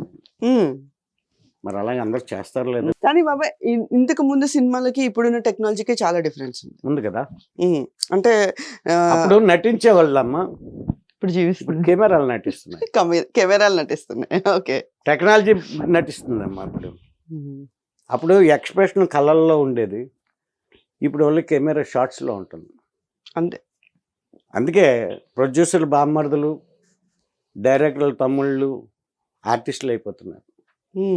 ఎవడో యాక్ట్ చేయక్కర్లేదు కదా, యాక్ట్ చేసేవాళ్ళు పనిచేయరు, పనికిరారండి యాక్ట్ చేసేవాళ్ళు. ఎందుకంటే కెమెరా టక్క టక్క టక్క టక్క 4 యాంగిల్స్ తీసుకొని వెళ్ళిపోతే పక్కన డైలాగ్ వస్తుంది, వీడు ఎక్స్ప్రెషన్ ఉంటుంది. అది అయితే అంత పెరిగింది టెక్నాలజీ. కొన్నాళ్ళకి ఆర్టిస్ట్ కూడా అక్కర్లేదు, ఇప్పటికే అక్కర్లేదు. యానిమేషన్ పేరు మీద ఇప్పుడు ఏదో ఒకటి వచ్చింది కదా, మా మొహాలు ఉంటే చాలు, లిప్ మూమెంట్లతోనే ఎక్స్ప్రెషన్లతో అయితే వెళ్ళిపోద్ది. Okay. ఆర్టిస్ట్గా బతకాలనుకోవడం ఉన్నవాడు కొంచెం ఆలోచించాలి. ఆలోచించాలి. ఆ. అందుకే సినిమా ఇండస్ట్రీకి రావద్దు. రావద్దు అంటున్నాను నేను. అంటే రేడియో, తర్వాత టీవీ, సెల్ ఫోన్లు చూసుకుంటే మొదట ల్యాండ్లైను, తర్వాత పేజరు, సెల్లు, ఇప్పుడు ఆండ్రాయిడ్, ఇంకా టెక్నాలజీలో ఇప్పుడు ల్యాప్టాప్లు, ఇప్పుడు ఏంటి రోలర్స్ వచ్చాయట. రోల్ చేసుకొని ఒక డబ్బా లాగా జేబులో పెట్టుకుని వెళ్ళిపోవడమే. అది ఇలాగ ఓపెన్ చేస్తే ల్యాప్టాప్ ఓపెన్ అవుతుంది. సో టెక్నాలజీ పెరుగుతుంది కాబట్టి రాను రాను కెమెరా ఒకటి ఉంటే చాలు సినిమా చేసేయచ్చు. ఒక ఆర్టిస్ట్ మొఖాన్ని పాత సినిమాల్లో పక్కన పెట్టి ఆ సినిమాతో ఆడించవచ్చు. ఆల్రెడీ రామారావు గారితో, నాగేశ్వర గారితో చేస్తున్నారు కదా. సో ఆర్టిస్ట్కి మళ్ళీ కొన్నాళ్ళు అవసరం లేదు. బాబు మీరు రైటర్ అని చెప్పారు, ఆ. అండ్ కామెడీది సంబంధించి మీరు స్టార్ట్ చేశారు ఒకటి లాఫింగ్ ఇది. ఇప్పుడు నిజంగా ఇప్పుడు ఉంటున్న వాటిలలో వాస్తవంగా నిజమైన కామెడీ ఉందంటారా మీ దృష్టిలో? ఉందండి. కామెడీ అంటే దృష్టి చూసి పెట్టుంటుందమ్మా. హాస్యం అనేది అంటే ఆర్టిస్ట్ నవరసాల గురించి మాట్లాడతారు. నవరసాలు నీకు తెలుసా? ఈ ఆడిషన్లో వాళ్ళకి తెలియదు అని సంగతి మాకు తెలుసు. నవరసాలు ఎవరు డిసైడ్ చేయాలి? ఆర్టిస్టా? ఆర్టిస్ట్ ఒకటి ప్రదర్శించినప్పుడు చూసే ప్రేక్షకుడు నవ్వాడు అనుకో, అది హాస్యం. హాస్యం, ఈయన నటనతో ఆడు ఏడ్చాడు అనుకోండి, అది కరుణ. బాధ. వాడు డిసైడ్ చేశాడు ప్రేక్షకుడు మెప్పించడం ఆర్టిస్ట్ వంతు. అది డైరెక్టర్లో మా దగ్గర నుండి గెయిన్ చేయడం డైరెక్టర్ పార్ట్. ఒక్కొక్కరితో ఒక్కో పార్ట్ అయితేనే అంత సక్సెస్. అందరూ ఆర్టిస్టులేనమ్మా. కళ అనేది, నటన అనేది ఎవడో నేర్పిస్తే వచ్చేది కాదు, ఎవడో ప్రవేశిస్తే వచ్చేది కాదు. కేవలం పుట్టుకతోనే వస్తుంది. చిన్నపిల్లాడు అమ్మని చూస్తే నవ్వుతాడు, బయట వాళ్ళు చూస్తే ఏడుస్తాడు. ఎవడు నేర్పించాడు ఆడికి ఆ ఎక్స్ప్రెషన్ చెప్పండి?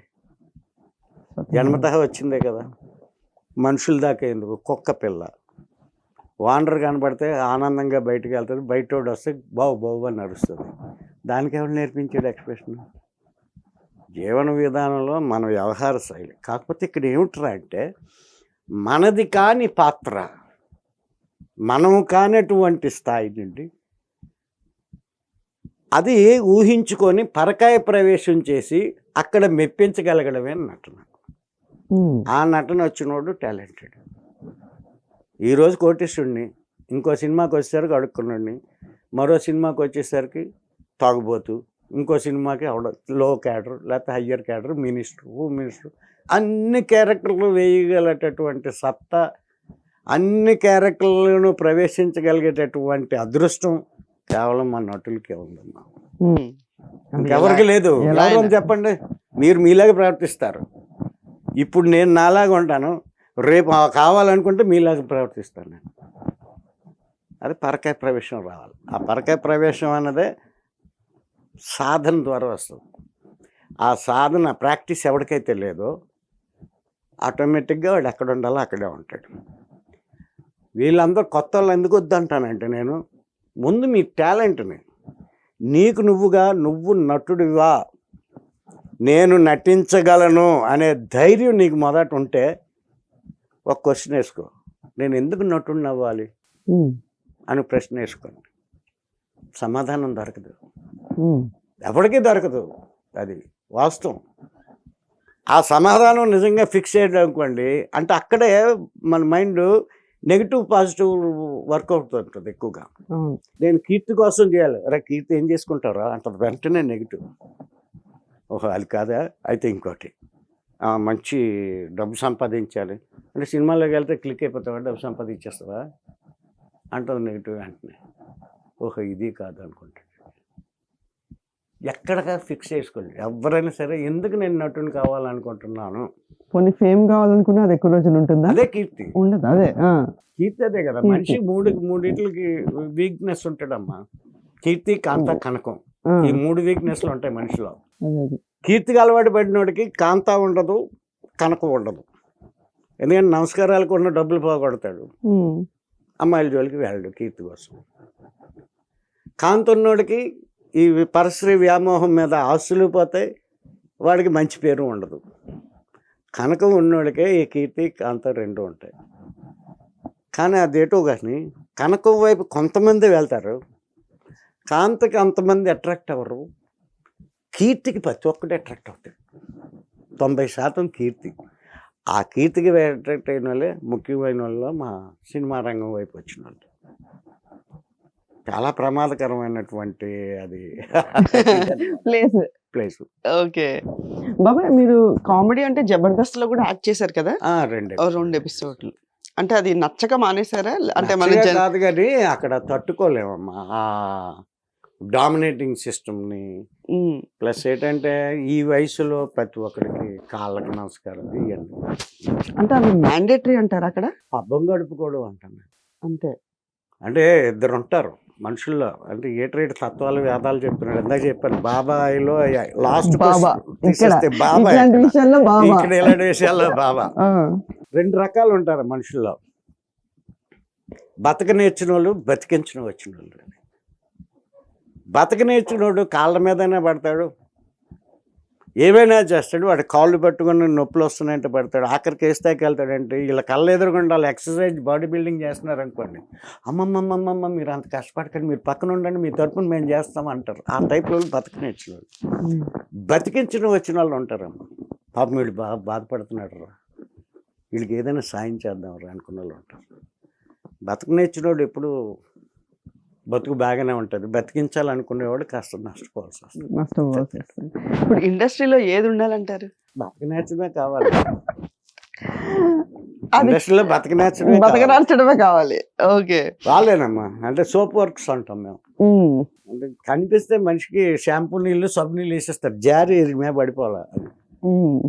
అలాంటి వాళ్ళకి కూడా ప్రాధాన్యత ఇస్తుంటారు, పొగడుతూ ఉండాలి. నిజం చెప్పామనుకోండి ఎవడు వినడు, ఎవడు సహించు, తీసుకోలేరు, అడ్జస్ట్ చేసుకోలేడు. అదే అహం బ్రహ్మస్. ఆ అహం అనేది మా సినిమా రంగంలో చాలా ఎక్కువ ప్లేస్. ఓకే. బాబాయ్ మీరు కామెడీ అంటే 'జబర్దస్త్'లో కూడా యాక్ట్ చేశారు కదా? 2 ఎపిసోడ్లు. అంటే అది నచ్చక మానేసారా? అంటే మన కాదు కానీ అక్కడ తట్టుకోలేమమ్మా ఆ డామినేటింగ్ సిస్టమ్ని. ప్లస్ ఏంటంటే ఈ వయసులో ప్రతి ఒక్కరికి కాళ్ళకి నమస్కారం ఇవ్వండి, అంటే అవి మ్యాండేటరీ అంటారు అక్కడ? పబ్బం గడుపుకోవడం అంటాను. అంతే. అంటే ఇద్దరు ఉంటారు మనుషుల్లో, అంటే ఏటరేటు తత్వాలు వేదాలు చెప్తున్నాడు. ఇందాక చెప్పాను బాబాయిలో లాస్ట్ బాబా. తీసేస్తే బాబా, ఇట్లాంటి విషయాల్లో బాబా. ఇక్కడ ఇలాంటి విషయాల్లో బాబా. 2 రకాలు ఉంటారు మనుషుల్లో, బతక నేర్చిన వాళ్ళు, బతికించిన వచ్చిన వాళ్ళు. బతక నేర్చినోడు కాళ్ళ మీదనే పడతాడు, ఏమైనా చేస్తాడు, వాడి కాళ్ళు పట్టుకుని నొప్పులు వస్తున్నాయంటే పడతాడు, ఆఖరికి ఏ స్థాయికి వెళ్తాడంటే వీళ్ళ కళ్ళు ఎదురుకుండా వాళ్ళు ఎక్సర్సైజ్ బాడీ బిల్డింగ్ చేస్తున్నారు అనుకోండి, అమ్మమ్మమ్మమ్మ మీరు అంత కష్టపడకండి, మీరు పక్కన ఉండండి, మీ తరపున మేము చేస్తాం అంటారు. ఆ టైప్లో బతక నేర్చిన వాళ్ళు. బతికించిన వచ్చిన వాళ్ళు ఉంటారమ్మ, పాపం వీళ్ళు బాధపడుతున్నాడు రా, వీళ్ళకి ఏదైనా సాయం చేద్దాం రా అనుకున్న వాళ్ళు ఉంటారు. బతక నేర్చినోడు ఎప్పుడు బతుకు బాగానే ఉంటుంది, బతికించాలనుకునేవాడు కాస్త నష్టపోవాల్సి వస్తుంది. ఇప్పుడు ఇండస్ట్రీలో ఏది ఉండాలంటారు? బతక నేర్చడమే కావాలి. ఇండస్ట్రీలో బతకనాల్చడమే కావాలి. ఓకే. వాళ్ళేనమ్మా, అంటే సోప్ వర్క్స్ అంటాం మేము. అంటే కనిపిస్తే మనిషికి షాంపూ నీళ్ళు సబ్బు నీళ్ళు వేసేస్తారు, జారి మీద పడిపోవాలి. అలాంటి వాళ్ళకి కూడా ప్రాధాన్యత ఇస్తుంటారు, పొగడుతూ ఉండాలి. నిజం చెప్పామనుకోండి ఎవడు వినడు, ఎవడు సహించు, తీసుకోలేరు, అడ్జస్ట్ చేసుకోలేడు. అదే అహం బ్రహ్మస్. ఆ అహం అనేది మా సినిమా రంగంలో చాలా ఎక్కువ. అయితే బాబాయ్ సినిమా ఇండస్ట్రీలో మనం నిలదొక్కుని రావాలి అంటే మీరు చెప్పారు ఇంతకు ముందు మనం మాటలు తక్కువ మాట్లాడాలి, ఇలా కొన్ని చెప్పారు. అంటే రావాలి అంటే మెయిన్ డిసిప్లిన్ ఉండాలమ్మా, డిసిప్లిన్, పేషెన్సీ ఉండాలి, నీ టాలెంట్ని ఇంక్రీజ్ చేసుకోవాలి. టాలెంట్ లేకపోతే ఎవరు సహకరించరమ్మా. మీరు ఎంత కాళ్ళు పట్టించినా, రోజు వెళ్ళి పలకరించినా దానికి తగ్గ వేషాలు ఉంటాయి తప్ప టాలెంట్ వెతుక్కుంటూ వస్తుంది. సినిమా ఇండస్ట్రీలో గొప్పతనం ఏంటంటే టాలెంట్ని వదులుకోదు, టాలెంట్ లేని వాళ్ళని ఎంకరేజ్ చేయదు. చేసినా నామకాస్తు ఆ కోసమే ఏదో మొహమాటం దిష్టి తీయడం కోసం పెట్టినట్టు, అదిగో అని చూపించేలోపు పోయేటట్టు ఉంటుంది. రికమెండేషన్లు ఒప్పుకోదు. నిజమైన దర్శకుడు ఎవరు రికమెండేషన్కి యాక్సెప్ట్ చేయరమ్మా. అది చాలా గొప్ప విషయాలు. ప్రతి దర్శకుడు కూడా తన చిత్రాన్ని ఒక కళారూపంగా తీద్దాలనుకుంటాడు. అలాంటప్పుడు రికమెండేషన్లు గట్రా ఎందుకు ఒప్పుకుంటారమ్మా? నిజమైన టాలెంట్ని వెతికి పట్టుకుంటారు. అయితే బాబాయ్ ఈ సినారియోలో మీరు చెప్పినట్టు వెతికి పట్టుకుంటారు అని అన్నారు. చాలా మంది ఏమనుకుంటారంటే సినిమా ఇండస్ట్రీకి రావాలంటే టాలెంట్తో పాటు లక్ కూడా ఉండాలి అని అంటారు. దీనికి మీరేమంటారు? లక్కుకి నేను నాస్తికుని కాబట్టి అది ఒప్పుకోను. కోట శ్రీనివాసరావు గారు ఒక మాట చెప్తారు, నీకు గుమ్మడికాయ అంత టాలెంట్ ఉండొచ్చు కానీ ఆవగింజంత అదృష్టం ఉండాలి అని అన్నారు ఆయన. మరి అది నిజమే అనుకుంటే నిజమే. ఎందుకంటే మీరు యాక్ట్ చేసిన సినిమా హిట్ అవ్వాలి. Success will speak in the industry, అంతే కదా. సక్సెస్సే మాట్లాడుతుంది ఇండస్ట్రీలో. మీకు లక్ లేదనుకోండి సినిమా హిట్ అవ్వదు కదా. ఇప్పుడు రంగస్థలం హిట్ అయింది, బస్ స్టాప్ హిట్ అయింది కాబట్టి నేను ఈ రేంజ్లో ఉన్నాను. అదే బస్ స్టాప్ హిట్ అవ్వకుండా, రంగస్థలం హిట్ అవ్వకుండా, ఇంకా కొన్ని సినిమాలు చేసినవి హిట్ అవ్వకుండా ఉన్నట్టయితే నేను ఎవరన్నా మీకు తెలియదు కదా. మీరు ఇలా పిలవలసిన అవసరం నాకు లేదు కదా. మీకు లేదు, నాకు అవసరమే కానీ మీకు లేదు కదా. వీడిని పిలిస్తే ఉపయోగం ఏంటి మనకి అనే స్థాయికి రాకూడదు కదా. ఆ లక్ అన్నది అక్కడ. తర్వాత మనం చేసే ప్రయత్నంలో డైరెక్టర్కి ఆ క్యారెక్టర్ని చూడగానే పలానావాడు బాగా చేస్తాడు అని అనిపించడమే నీ అదృష్టం, అంతే కదా. అందరూ నటులేనమ్మా. క్యారెక్టర్ పడితే చేయడానికి కొన్ని వేల మంది ఉన్నారు. ఉన్న నటుల్లో పేరు లేనటువంటి నటులు కూడా, జూనియర్ ఆర్టిస్టుల్లో కూడా సరైన క్యారెక్టర్ పడ్డది అనుకోండి, వాడు టాలెంట్ వాడు చూపించుకోవడానికి ఉంటాడు. కానీ ఆ పడింది ఈడే చెయ్యగలడు అని డైరెక్టర్ మనసులో రావడమే మన అదృష్టం.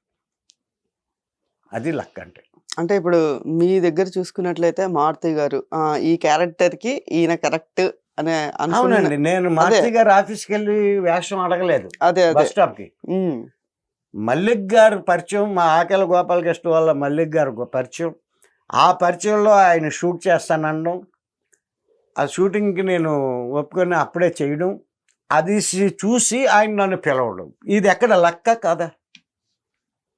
ఇదే కదా. నేను అక్కడికి వెళ్ళడం ఏంటి, ఆయన షూట్ చేయడం ఏంటి, అది ఆయన చూడడం ఏమిటి, నన్ను పిలవడం ఏమిటి, ఇది లక్ అంటే. దానికి టాలెంట్ ఉపయోగపడుతుంది. అంతే. అక్కడ టాలెంట్ చూసే కదా పిలిచారు, లేకపోతే పిల్లరు కదా. 2010 నుంచి 2023, 24 అంటే దగ్గరగా 13 సంవత్సరాలు. అవునమ్మా. 128 సినిమాలు, 128 సినిమాలు చేశాను. ఎన్నో ఎక్స్పీరియన్స్లు. 128 సినిమాలు, 26 షార్ట్ ఫిలిమ్స్. అందులో మత్తు వదలరా అనేటటువంటి షార్ట్ ఫిలింకి బెస్ట్ జాతీయ ఉత్తమ నటుడు వచ్చింది. మన రాష్ట్ర ప్రభుత్వం కండక్ట్ చేసింది నేషనల్ వైడ్. దాంట్లో బెస్ట్ యాక్టర్ వచ్చిందమ్మా. Best film, best actor. అలాగే పల్లె కన్నీరు పెడుతుందని మా ఫ్రెండ్ మణి శర్మ చేశాడు. దానికి సైమా అవార్డు. చాలా ఉన్నాయమ్మా. ఇప్పుడు దహనం అనే సినిమాకి ఇంటర్నేషనల్ అవార్డ్స్. బానే. అయితే రంగస్థలంలో రామ్ చరణ్ గారితో మీ ఎక్స్పీరియన్స్ ఏంటి బాబాయ్? ఆయన చాలా మంచి వ్యక్తి అమ్మా. అందరూ అనుకుంటారంటే స్టార్స్ అండి, స్టార్స్ని పాపం మనం ఒక దేవుళ్ళ చూస్తాం. దేవుడు మనకి ఎలాగ అందుబాటులో ఉండడో అలాగే వీళ్ళు అందుబాటులో లేరు అని అనుకుంటారు. ప్రతి స్టార్ ఆర్టిస్ట్ కూడా చాలా చక్కగా ఉంటారు. అసలు లొకేషన్లో వాళ్ళు ఉన్నంత జోయల్గా, సరదాగా ఎక్కడ కనపడదు. ఒక పిక్నిక్ వచ్చినట్టు ఫీల్ అవుతారు. పాపం వాళ్ళు కూడా వెళ్ళేసినట్లు వ్యక్తుల్లాగే ప్రవర్తించాలి కదమ్మా. ఇప్పుడు వాళ్ళు మనుషులే. స్టార్ అని కనపడగానే విచక్షణ జ్ఞానం లేకుండా పిచ్చ ప్రేమతో, అభిమానంతో, వీరావేశంతో వాళ్ళని శారీరకంగా కూడా ఇబ్బందులు పెట్టేటటువంటి ఉంటుంది. దానికి భయపడి ఉంటారు వాళ్ళు. ఎవరికి కనపడకుండా లోపల ఉండాలి, మేము కనపడితే లేనిపోయిన గోల్డ్రా బాబు అని బాధలు ఆడుకుంటాయి. అవును. కానీ ఒక 2-3 లిమిటెడ్ వ్యక్తులతో వాళ్ళు ఎంత ఆనందంగా ఉంటారంటే, చూసారా హాస్టల్ నుండి పిల్లలు ఇంటికి వచ్చిన తర్వాత ఎలాగ ఉంటారో గడుపుతారు ఆనందంగా. అంత ఆనందంగా గడుపుతారమ్మా సెట్స్లో. నీ నా చిన్న పెద్ద తేడా కూడా చూపించరు. అంత అద్భుతమైన వ్యక్తులు. రామ్ చరణ్ గారు అయితే మరి మామూలు కదమ్మా. చాలా సరదా ఉంటారు రామ్ చరణ్ గారు కానీ, పినిశెట్టి గారు కానీ. నరేష్ గారు అయితే ఇంకా మరి చెప్పక్కర్లేదు. అంతే ఇది. ఈవెన్ మహేష్ బాబు గారితో కూడా చేశాను నేను, సీతం వాటిలో సినిమాలు చేయడం, సినిమాలు వెంకటేష్ గారితో కూడా చేశాను. చాలా హ్యాపీగా ఉంటారమ్మా అంతా. అసలు మ్మ్. మహేష్ బాబు గారు అయితే బయట మనం ఊహించిన దానికి ఏంటర్ ఎలా బిహేవ్ అంటే చాలా చేస్తారు. కామ్ గా కనబడతారు అమ్మో బయటకి. కామ్గా నో రిప్పితే పంచులు అన్నీ ఆహా. అంత సరదాగా డైలాగులు చెప్తూనే ఉంటారు. ఉమ్, భలే పంచులు వేస్తారమ్మా అతను స్పాంటేనిటీగా. ఉమ్. అమ్మమ్మ అంత బయట కల్పించినంత అమ్మాయికడం కాదు. అది బాధపడితే ఏం చేయలేదు, క్షమించండి. సారీ మహేష్ బాబు గారు. అయ్యో లేదండి, అంటే రీసెంట్లీ ఆయన గుంటూరు కారం ఇంటర్వ్యూలో కూడా చెప్పారు. అమ్మో ఆ, సో మేము బలా చూసాం కదా. చాలా అలా jovial. వెంకటేష్ గారు అలాగే ఉంటారండి. ఉమ్. నాగార్జున ఆయన కూడా గారిని చాలా కామ్ గా ఉంటారు. డమరకం సినిమాలో ఆయనతో కలిసి చేసాం. ఉమ్. ఆయన అలాగే ఉంటారండి. వెళ్తున్న పప్పని కొట్టుకొని వెళ్ళిపోతుంటారు.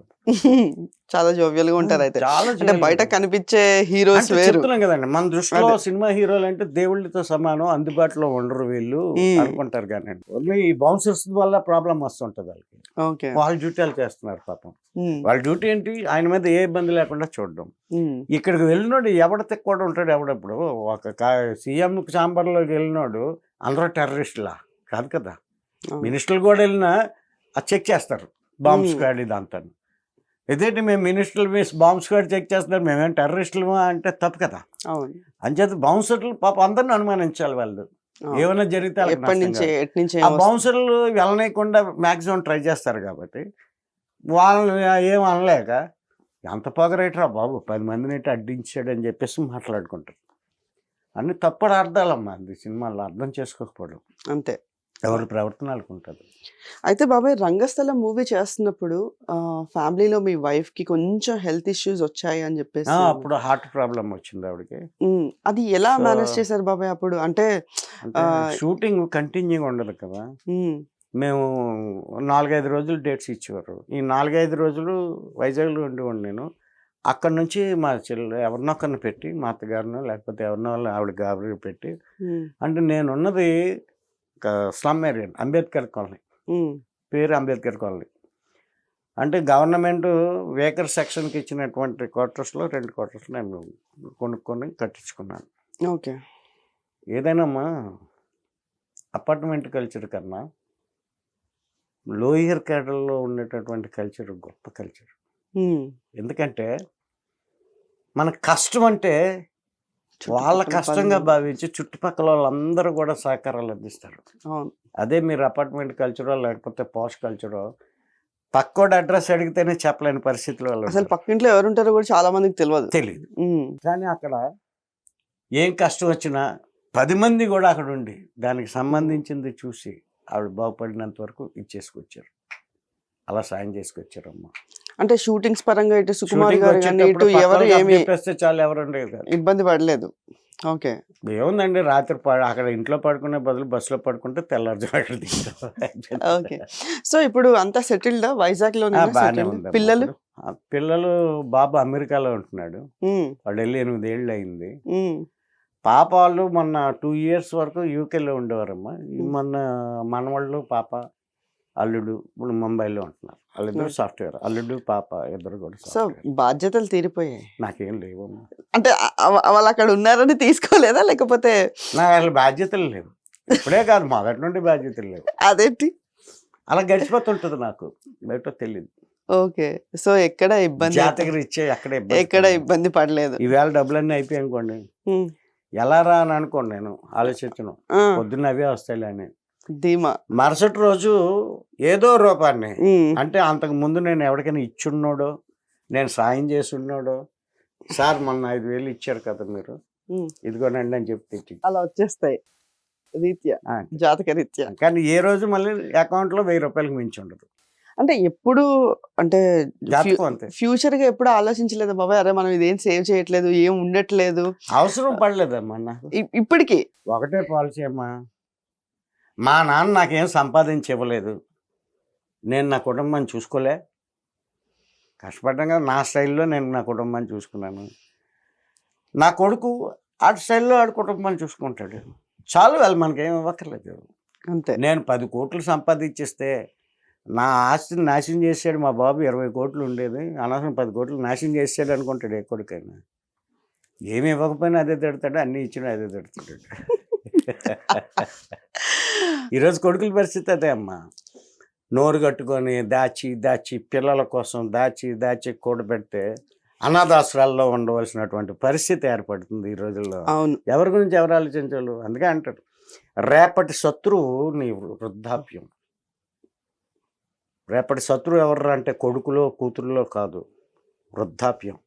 ఆ వృద్ధాప్యాన్ని సేఫ్గా నువ్వు ఉంచుకోగలిగితే హ్యాపీగా ఉంటావు. ఆ వృద్ధాప్యం వైపు నువ్వు వెళ్ళాలి అనుకుంటే అన్నీ సమకూర్చుకుంటూ ఆనందంగా మనశ్శాంతిగా ఉంటే హ్యాపీగా ఉంటావు. లేకపోతే ఈ శత్రువుని జయించడం చాలా కష్టం. మీ భార్య ఎప్పుడు మీకు ఏమి సపోర్ట్ చేయడం, చెప్పడం ఇలాంటివి ఏం చేయలేదా? ఆవిడ చెప్పదండి. అర్థం చేసుకున్నారు కాబట్టి నమ్మకం. నేను ఏడు చేసినా కరెక్ట్ చేస్తాడు అని నమ్మకం. అలాంటి వాళ్ళు ఉన్నారు కాబట్టే ఇప్పుడు మీరు ఇలా హ్యాపీగా లేకపోతే నటుడు అవ్వలేం కదండి. ఏ అవును. భార్య అడ్డుకున్నా ఎవడు ఆర్టిస్ట్ అవ్వలేడు. అయితే బాబాయ్ అంటే మీ సిరివెన్నెల సీతారామ శాస్త్రి గారు ఉమ్, విశాఖపట్నం వచ్చేటప్పుడు కొత్తలో గాయం సినిమా టైం అప్పుడు మేము కుర్రాలు. ఉమ్, ఆయన అప్పటికి రైటర్ సిరివెన్నెల సీతారామ శాస్త్రి. మా ఫ్రెండ్ ద్వారా చుట్టం ఆయన.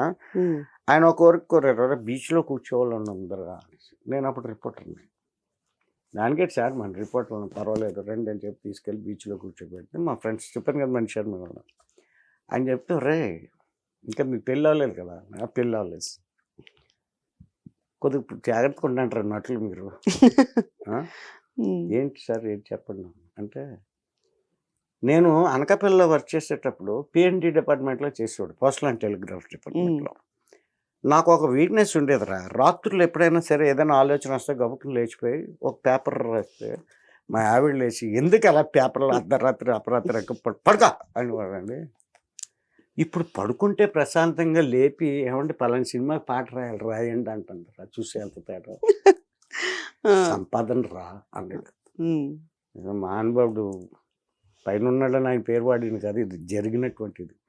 సంపాదన అలా ఉంటుందిరా. ఇప్పుడు మీరు ఏం తిరిగినా మీ పిల్లలకు మీరు దుర్మార్గులా కనబడతారు. సంపాదన వస్తుంది అని అంటే మిమ్మల్ని పడుకొని ఎవరు రాదు, ఆలోచించుకున్నాను. ఇప్పటికీ గుర్తుపెట్టుకుని చెప్పారు పెళ్ళికి ముందు చెప్పిన మాట ఇప్పటికీ మాకు గుర్తుందంటే అది ఎంత గొప్ప మాట అమ్మా. అది అంతే అంతే. అయితే ఇన్ని సంవత్సరాల ఎక్స్పీరియన్స్ లో బాగా ఫన్నీ మూమెంట్స్ ఏంటి? నాకా నిత్యం ఎదురవుతాయి అమ్మ మాకు ఫన్నీ మూమెంట్స్. ఏదో ఒక మా ప్రేక్షకుల ఏం లేదు, రోడ్డు మీద నిలబెడతాం అనుకోండి, మాకు ప్రశాంతత ఉండదమ్మా. మరి మిగతా వాళ్ళు బాగా రికగ్నైజ్ అయిన ఆర్టిస్టులు ఏ బాధపడుతున్నారు, అందుకే వాళ్ళు ముసుగులు గట్ర కట్టుకొని తిరుగుతుంటారు. నేను ముసుగులు గట్ర పెట్టుకుని ఎంతమంది పోల్చుకొని ఉంటాను. నేను హ్యాపీగా వెళ్ళిపోతుంటాను సరదాగా జనాల్లోకి. ఇలాగ వస్తే చూస్తాడు, ఇలా చూస్తాడు. మనం ఏంటి బాబా అలా చూస్తున్నాం అంటే, మిమ్మల్ని ఎక్కడ చూసాను, ఎక్కడ చూసాను, సినిమాలు కదా. అవునే మరి అడగడానికి ఏమైంది, మీరంటే చాలా ఇష్టం అండి, మీరు చాలా బాగా యాక్ట్ చేస్తారండి, మీ పేరేంటి సార్, ఏమనుకోవాలా ఏమనుకోవాలి చెప్పండి, మీ పేరేంటండి, అయిపోతుంది, ఫోటో తీసుకుంటాను, రా బాబు తీసుకో. మాకు ఆనందమే, ఊరికనే మనల్ని గుర్తుపట్టి ఎవడో ముక్కు మొహం తెలియకంటే అంటే చాలా ఆనందం అనిపిస్తుంది. కానీ ప్రవర్తన పాట్మని కొట్టినట్టు అనిపిస్తుంది. పక్కన ఫోటో తీసుకున్న వెంటనే, కాదు మీరే చేసుకుంటారా మాకేం చెప్పరా అంటాడు. మీరే చేసుకుంటారా మాకేం చెప్పరా, నువ్వెవడో నాకు తెలియదు, నువ్వు ఎక్కడ ఉండొచ్చో తెలీదు, నీ అడ్రస్ తెలీదు, ఎలా చెప్పమంటావు, ఎక్కడ ఎత్తకమంటావు, ఇప్పుడు ఫోన్ నెంబర్ ఇస్తాను రాసుకోండి ఏమైనా ఉంటే చెప్పండి అంటాడు. పోనీ నీకు యాక్ట్ చేయడం వచ్చాను, నేను అలాంటివి చేయనండి, అలాంటివి చేయను అంటాడు. మరి ఎందుకు నువ్వు యాక్టింగ్, మరి నీకు ఏంటి చెప్పమంటావురా అన్నా అనుకోండి, అంటే పెద్ద ఇదేటండి కష్టం ఏంటండి, పక్కన డైలాగ్ చెప్తారు కదా, డైలాగ్ చెప్పిందే కదా. నటనంటే అంత చీప్ అండి.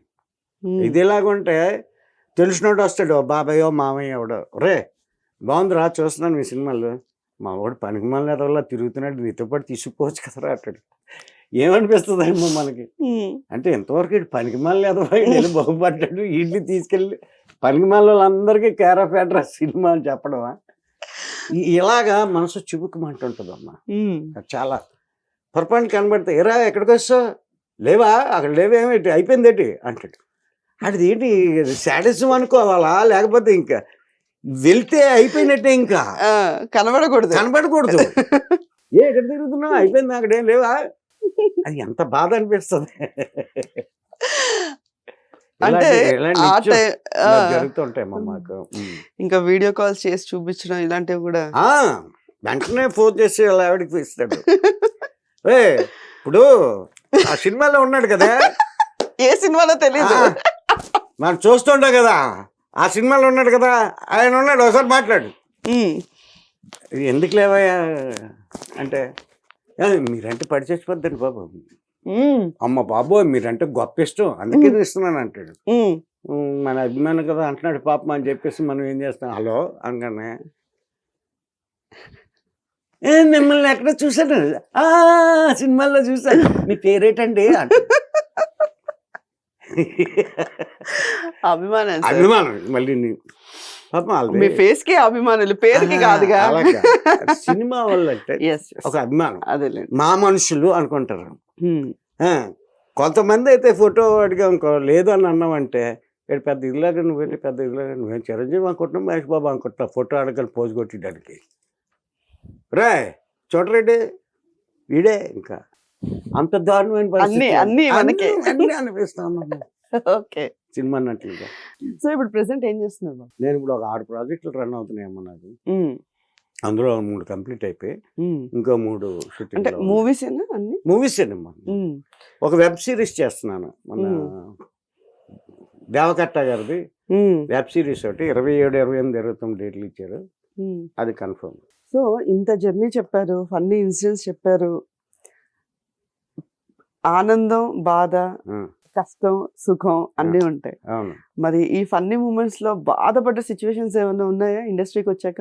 బాధపడేదంటే ఇప్పుడు తండ్రి పోతే బాధ, తల్లి పోతే బాధ, ఒక 2 అన్నలు నా కళ్ళ ముందు చనిపోయారు. ఈ సందర్భాలన్నీ కామన్, ఎవరికైనా బాధ ఉంటుంది. ముఖ్యమైన బాధాకరమైన విషయం ఏంటంటే నాకు ఒక్కతే కూతురు. నేను ఒక సంఘ సంస్కర్తలాగా ఎవరైనా 2 ప్రేమించుకొని నా దగ్గరికి వస్తే వాళ్ళు పెళ్లి చేసేవాడిని, గుడికి తీసుకెళ్ళి రిజిస్టర్ ఆఫీస్లో పెళ్లి చేసి రిజిస్టర్ చేయించి అలా 36 పెళ్ళిళ్ళు చేశానమ్మ నేను మీ చేతుల మీదుగా. లవర్స్ ఇంట్లో ఇబ్బంది పెడుతున్నారు అంటే తీసుకెళ్ళి మళ్ళీ వాళ్ళ ఇళ్ళకి వెళ్ళి 4 తిట్లు వేసి, తల్లిదండ్రులు తిడతారు కదా ప్రతి చోట బాబాయ్ అన్న పేరుకి సార్థకం చేశారు. అప్పుడు నేను బాబాయ్ అంటే చేసింది పేరు సార్థకం అయింది కదా, అందరు వాడు అంటారు మా వాళ్ళు. మా ఫ్రెండ్స్ అందరూ కూడా సంబరాలు రాంబాబు అంటారు, కొంతమంది మా బాబాయ్ అందరూ అంటారు. అయితే ఈ 36 పెళ్ళిళ్ళు చేశాను, దాంట్లో ఒక 20 పెళ్ళిళ్ళ వరకు నా భార్య సహకారం కూడా ఉంది. ఇళ్ళకి వచ్చేసేవారు కదా, మా ఆవిడని సపోర్ట్గా తీసుకెళ్ళి ఆ పాప ఆడపిల్లకి సపోర్ట్గా మా ఆవిడ నుంచి ఆ చీరలు గట్రా అన్ని కట్టి అది చేసేది, మా ఆవిడ కూడా సపోర్ట్ చేసేది. 37వ పెళ్ళి నా కూతురు పెళ్ళి, లవ్ మ్యారేజ్. అంటే నా మేనల్ని రోల్ చేసింది, అక్క కొడుకు నేను.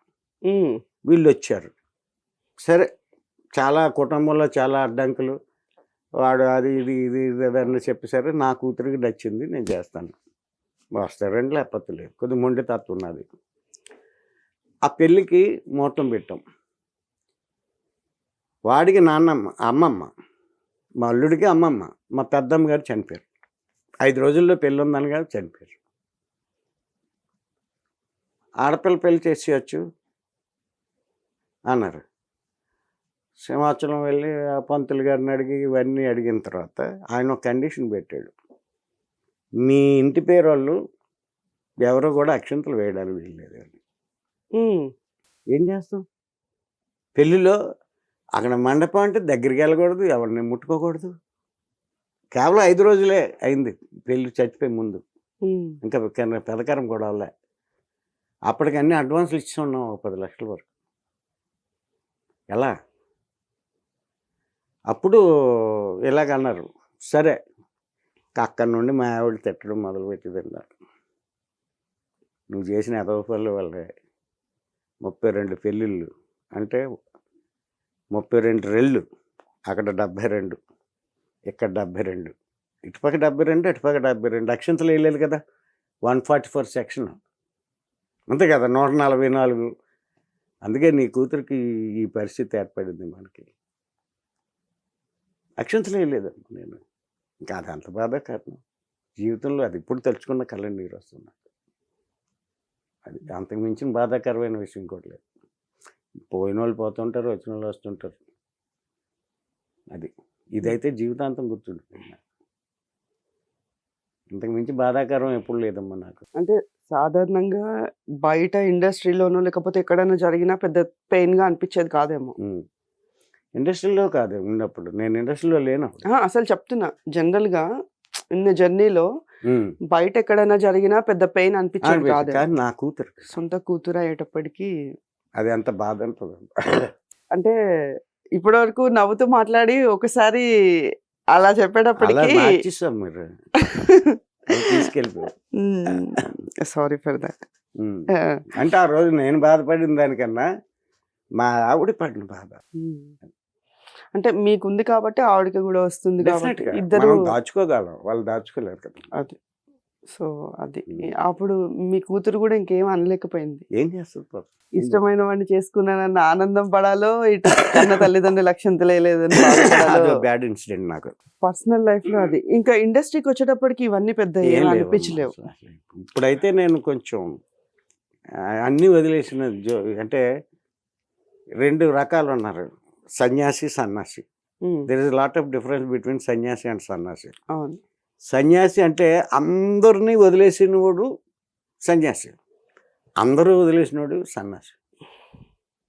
అంచేత ఇప్పుడు నేను సన్యాసినా సన్నాసినా తెలియని పరిస్థితిలో ఉన్నాను. నేను అందరినీ వదిలేసానా, అందరూ నన్ను వదిలేశారా ఎవ్వరు ఎవరిని వదలలేదు బాబాయ్, ఉన్నారు అన్న అందరికీ ఉద్దేశంతో బతికేస్తున్నాను హ్యాపీగా. సో టెన్షన్ పెట్టుకోనమ్మా నేను ఏది. ఎప్పుడు కూడా దేనికి ఎక్కువ నేను ఆలోచించను. షుగర్ పేషెంట్గా 28 ఏళ్ళు, షుగర్ వచ్చినాక 28 ఏళ్ళు, కానీ జ్వరం అంటే తెలియదు, బీపీ లేదు. మరి షుగర్ టెస్టింగ్ రాంగా లేకపోతే తెలియదు. ఈ 6 సంవత్సరాలు బట్టి నేను ట్యాబ్లెటే మానేశాను, అని ఏం ప్రాబ్లం లేదు. అయితే బాబాయ్ ఈ జర్నీలో ఎప్పుడైనా అదేంటి ఈ ఫీల్డ్కి ఎందుకు వచ్చానని ఎప్పుడు అనిపించింది ఎప్పుడన్నా? ఇంకా అన్నీ అయిపోయిన తర్వాత ఏ ఫీల్డ్ లో ఉంటే మనకు నచ్చిన ఫీల్డ్ ఇదే కదా. అంతే. నచ్చింది కష్టమైనా ఇష్టంతో చేసుకెళ్ళి వెళ్ళిపోతాం. అంతే. ఇష్టమైన కష్టమైన పెద్ద పట్టించుకోను కదా. అది నేనే కాదమ్మా, సినిమా ఫీల్డ్లో వచ్చినటువంటి ప్రతి వ్యక్తికి కూడా కష్టాలు ఎదురైనా ఇష్టంగా స్వీకరిస్తాడు. ఎందుకంటే తన ఇష్టమైనటువంటి కళ కోసం. అది ఓన్లీ ఇండస్ట్రీలో ఉన్నది మాత్రమే. ఇండస్ట్రీ అది ఓన్లీ ఇండస్ట్రీలోనే ఉంది, అది ఇంకెక్కడ ఉండదు. ఎందుకంటే వెళ్ళిపోండిరా, ఎందుకు ఇంక ఏమి ఇన్నాళ్ళు చూసారు, అవకాశాలు ఏమి లేవు కదా, ఇంటికి వెళ్ళిపోండిరా అంటే ఏం మొహం పెట్టుకెళ్తామంటే ఇక్కడే పోతాం కానీ వెళ్ళమంటారు. ఇక్కడే ఏదో పని చేసుకుని బతుకుతారు కానీ వెళ్ళమంటారు. అయితే మీ దృష్టిలో బాబాయ్ ఒక ఆర్టిస్ట్గా రావాలి అంటే, మీరు ఇందాక చెప్పారు సినిమా ఇండస్ట్రీకి రావద్దని చెప్తాను అని, కానీ నిజంగా మీరు చెప్పినట్టు వాళ్ళు ప్రయత్నిస్తూ నిజంగా దాన్ని ఒక బాధ్యతగా స్వీకరించి ఇష్టంగా వచ్చే వాళ్ళకి మీరు ఏం చెప్తారు బాబాయ్? అలాంటి వాడు తప్పకుండా రావాలమ్మా, ఇండస్ట్రీకి అవసరం. నేను ఇండస్ట్రీకి రావద్దని అంటున్నా, అందరినీ కాదమ్మా, వేకిగా. అంటే మనం ఒక హైదరాబాద్ బయలుదేరాలి విశాఖపట్నం నుండి, మనం ఏం చేస్తాం ముందు? ట్రైన్ ఎక్కుదామా, ఫ్లైట్ ఎక్కుదామా, బస్ ఎక్కుదామా అని ఒక ప్లానింగ్తో వస్తాం. వస్తూ ఇక్కడ ఏ పని ఉంది, ఈ పని ఎలా పూర్తి చేసుకోవాలని ఒక ప్లానింగ్తో వస్తాం. కానీ మోర్ ఓవర్ ఇండస్ట్రీకి వచ్చేవాళ్ళు ఏంటంటే ఎవడో నాలంటి వాడు కనపడతాడు, సార్ సినిమాల్లోకి వద్దాం అనుకుంటున్నా, నేనున్నాను నీకు ఎందుకు వచ్చి అంటాను. ఎందుకంటాను, అక్కడ ఆ ఏరియాలో షూటింగ్ అవుతుంది, మనం మంచి చెడులు చూసుకోవడానికి ఒక బకరగాడు కావాలి కాబట్టి, ఆడిని మభ్య పెట్టాలి కాబట్టి ఆడికి ప్రామిస్ ఇచ్చేస్తాం మనం, నీకు ఎందుకమ్మా రా నేను చూసుకుంటానండి. తీరా మన మీద నమ్మకంతో వచ్చేస్తాడు. వచ్చిన తర్వాత ఫోన్ చేస్తే ఎవరండి అండి, పలానా ఏంటి సార్ రమ్మన్నారు కదా, వచ్చాను సార్, ఇల్లు ఎక్కడ సార్? అయ్యో వచ్చావా, నేను లొకేషన్లు చూడడానికి బయటకు వెళ్ళానమ్మా, వీడి ఇంట్లోనే ఉంటాడు. ఇలాంటివి జరుగుతాయా బాబాయ్? పక్కాగా జరిగేవే నేను చెప్తున్నాను. ఉమ్, అలాగ వచ్చే వాళ్ళు దగ్గర 30% ఉన్నారమ్మా. ఉమ్, మాకేంటంటే అక్కడ ఆ ప్రాంతంలో వాళ్ళని పెట్టుకొని ఆ రోజు పబ్బం గడుపుకోవడం కోసం ఒక హామీ ఇచ్చేస్తాం. ఉమ్, అర్థమైందా? చాలామంది నటులు ఉన్నారు అలాగా, చాలామంది టెక్నీషియన్స్ ఉన్నారు. ఉమ్. మీకు ఎందుకమ్మా వచ్చేమో చూసుకుంటాం అన్నాడు. అంటే అప్పటికి వాడి ఇక్కడికి అవసరం వచ్చేస్తాడు. తీరడానికి. ఆడు అది నమ్మి వచ్చేస్తాడు. వచ్చినోడికి ఏంటి పరిస్థితి? ఇక్కడ ఉండడానికి ఉండదు, ఇల్లు ఉండదు. ఏ హాస్టల్లోనో డబ్బులు ఉంటే హాస్టల్లో ఉంటాడు, లేకపోతే రోడ్డు మీద పడుకుంటాడు. తెలివైనోడైతే 2-3 రోజుల్లో గమనించి వెంటపోయి వెళ్ళిపోతాడు. మూర్ఖుడైతే వీడు అక్కడ చెప్పేసి వస్తాడు ఊర్లో, నేను సినిమా ఫీల్డ్కి వెళ్ళిపోతున్నాను, మాకు పెద్ద సపోర్ట్ ఉంది అక్కడ అనేసి. ఇక్కడికి వచ్చేసరికి ఎదురేసరికి వెనక్కి వెళ్ళేసరికి ఏమవుద్ది, హేళన పడతాడు. అవమానాన్ని భరించలేక ఇక్కడ ఉండిపోతాడు. నాకు తెలిసి అలా నేను సినిమా ఫీల్డ్లోనే సెటిల్ అయిపోతాను అని ఇక్కడికి వచ్చి అవకాశాలు దొరక్క అలా తిరిగి ఇంటికి వెళ్ళలేక ఉండే వాళ్ళు చాలా మంది ఉండి ఉంటారు కదా బాబు. 90%. 90%. అందులో 10% మాత్రమే తెలివిగా ఇంకా లాభం లేదురా, వాడి భవిష్యత్తు బాగుంటుంది, వీళ్ళ భవిష్యత్తు ఇక్కడే ఉంటుంది. అంటే దీన్నే నమ్ముకొని రాకూడదు, రాకూడదు. దీన్నే నమ్ముకొని రాకూడదు. ఒక ప్రయత్నం చేయి. ఆ ప్రయత్నం చేసే ముందు నేను ఇందాక చెప్పాను, నేను నీకు నువ్వుగా నటుడు ఎందుకు అవ్వాలనుకుంటున్నావు, నువ్వు నటుడు నటించగలననే ధైర్యం నీకుంటే రా, ఉమ్, ప్రయత్నించు. ఎవరి ప్రయత్నాలని ఎవరి ఆశలను మనం చంపుకోకూడదు. ప్రయత్నం చేయి, దాన్ని నిలబెట్టుకునే ప్రయత్నం చేయి. ఎక్కడికి వచ్చి ఎవడో పిలుస్తాడు, ఎవడో చెప్దాం, పలానోడు చెప్తే అవుతుంది, ఎస్ ఓ డైరెక్టర్ నా మాట వింటాడు అనుకుంటే చెప్తాను. బాబాయ్ చెప్పాడు కాబట్టి సరే ఆ పెళ్ళిలో నిలబెట్టంటారా అంటాడు. ఉపయోగం ఏమైనా ఉందా నీకు? లేదు కదా. అంటే సినిమా ప్రయాణం అన్నది రైలు ప్రయాణం లాంటిదమ్మా. రైల్లో ఎదురెదురుగా బోగిల్లో కూర్చున్న వాళ్ళవి ఉమ్, పరిచయాలు పెంచుకుంటూను, ఏమండి విజయవాడ మాదేనండి, దిగిన వెంటనే మీరు ఫోన్ చేయండి, మా ఇంటికి మీరు రావాలండి, ఒకసారి తప్పనిసరిగా రావాలి. అలాగే మీరు రావాలి సమ్మా, వదిన గారు అన్నయ్య గారు కూడా అయిపోతారు. దిగిపోయారు ప్లాట్ఫామ్, మరొకసారి 10 నిమిషాల్లో ఫోన్ చేయండి, ఎవరండి అని అడుగుతాడు. ఏ రోజైనా అలాగ వెళ్ళి కలిసిన వాళ్ళు ఉంటారా? ఉండరు కదా. మా రైలు ప్రయాణం సినిమా ప్రయాణం ఒకటే. ఉమ్, ఇవాళ షూటింగ్లో బాగా పరిచయంతో మా కలిసి సిగరెట్లు కలుసుకుని పెద్ద హీరో ఉన్నాడు రా, మనకేట్రా మనతో కలిసి సినిమా సిగరెట్లు కలుసుకున్నాను. నెక్స్ట్ కనిపించినప్పుడు ఎక్కడ చూసామా, ఎవరు నువ్వు అని అడుగుతాడు. అలాంటివి దానికి ఎదురయ్యాయి దీనికి- బాబా ఎప్పుడైనా మీకు? అలాంటివి నేను ఎదురయ్యాయి? అలా వెళ్ళనమ్మా, జరిగితే అదే. తెలియదు కానీ ఉమ్, నేను వెళ్ళను. అలాగే పక్కన షూటింగ్ అవుతుందన్నా పలకరించడానికి వెళ్ళను, ఉమ్, తెలుసు కదా అనేసి. తెలుసు కదా, పొగరు అనుకోండి, ఏదైనా అనుకోండి, సెల్ఫ్ రెస్పెక్ట్. అంతే. అక్కడ గుర్తుపట్టకపోతే మనం మానసికంగా బాధపడిపోవాలి. ఎందుకు కోరుండి వెళ్ళి తన్నించుకోవాలి? అంతే కదా. కోరుండి వెళ్ళి అక్కడికి వెళ్ళకపోతే నష్టమే లేదు కదా. ఇప్పుడు ఆయన గుర్తుపడితే ఏంటి, గుర్తుపట్టకపోతే ఏంటి? వేషం ఉందనుకోండి, ఆయనతో పాటు చచ్చినట్టు ఇద్దరం ఒక దగ్గరే ఉంటాం కదా. ఉమ్, ఆ లొకేషన్లోనే ఆ సీన్లోనే యాక్ట్ చేసేటప్పుడు మాట్లాడుకోవచ్చు కదా. అవును, ఇది సార్ పలానా సినిమాలు అలాంటి వాళ్ళు ఎంతమందిని చూసుకుంటారు వాళ్ళు, అవును. వాళ్ళది తప్పు కాదు. సో ఇంత ఇండస్ట్రీ జర్నీలో మొత్తం 8 years నుంచి నాటకాలు, సినిమాలు, వెబ్ సిరీస్, 54. కామెడీ, 54 సంవత్సరాలు అంటే అనుభవం. నాకు విశాఖపట్నంలో మాటల మాంత్రికుడు అని కొందరు అంటారమ్మా. ఉమ్, కొంతమంది హాస్య నట చక్రవర్తి అని బిరుదులు ఇచ్చేసారులేండి, నేను ఎప్పుడు తగిలించుకోను. ఓకే. చాలా బిరుదులు వచ్చాయి. ఆ, నాకు పురస్కారాలు 38 పురస్కారాలు జరిగాయి. కాదు పురస్కారం, ఆ పురస్కారాలు ఉమ్, 384 సన్మానాలు జరిగాయి నాకు. ఉమ్. అర్థమైందా? సన్మానం అంటే ఇప్పుడు భయ్యం నాకు. ఎందుకు? మొల్ల కుర్చీలాగా అంటే సరదాగా ఒక మాట చెప్తాను, టైం ఉందో లేదో తెలియదు అయ్యో, కానీ. ఉంది, పర్వాలే. ఏంటంటే సన్మానం మొదట్లో చాలా ఆనందంగా ఉంటుంది. ఉమ్, కూర్చోబెట్టి సన్మానం రా అనుకుంటాం. రాను ఏమవుతుందంటే ఎవడో ముక్కు మొహం తెలియనాడు ఒకడు వస్తాడు, నా గురించి అంతా చిన్నప్పటి నుండి చూసినట్టుగా చెప్తూ ఉంటాడు. ఉమ్. అక్కడ చదివి ఏదో చెప్పేస్తూ ఉంటాడు. దాంట్లో కొన్ని ఎక్స్ట్రాలు చెప్పేస్తూ ఉంటాడు. ఇది ఎప్పుడు చేసావురా మనం? ముళ్ళ కూర్చున్నట్టు ఉండాలి. ఎవడెవడో వాగుతాడు, ఎవడ విన్నా వినకపోయినా మనం చచ్చినట్టు వినాలి. కదలకుండా కూర్చోబెట్టి మెల్ల బరువుగా 4-5 దండలు వేసి సన్మానం వేసి చేతులెట్టి కూర్చోబెట్టి అడ్డదిడ్డంగా వాగేస్తుంటారు వాళ్ళు. ఏంటి అది నరకం. ఒక ఆర్టిస్ట్ అలా బంధించడం కష్టం. ఎంత కష్టం 2 గంటలు 3 గంటలు కుర్చీలో కూర్చొని ఆ, ఆ. లేనిపోని అన్ని పొగిడేస్తుంటే ఏమనుకోవాలి. అమ్మో అయితే ఇప్పుడు సన్మానం వద్దంటారు. అది సో ఆ సన్మానాల్లో కూడా అంత దారుణం ఉంది. కానీ బాబాయ్ ఎప్పుడు ఏదైనా సరే ఇలానే నవ్వుతూ హ్యాపీగా స్వీకరిస్తారా బాబాయ్? నేను ఇలాగే ఉంటానమ్మా. ఎప్పుడు నాకు జ్వరం తెలీదు. అదే చెప్తున్నాం కదా 62 ఏళ్ళు వచ్చాయి.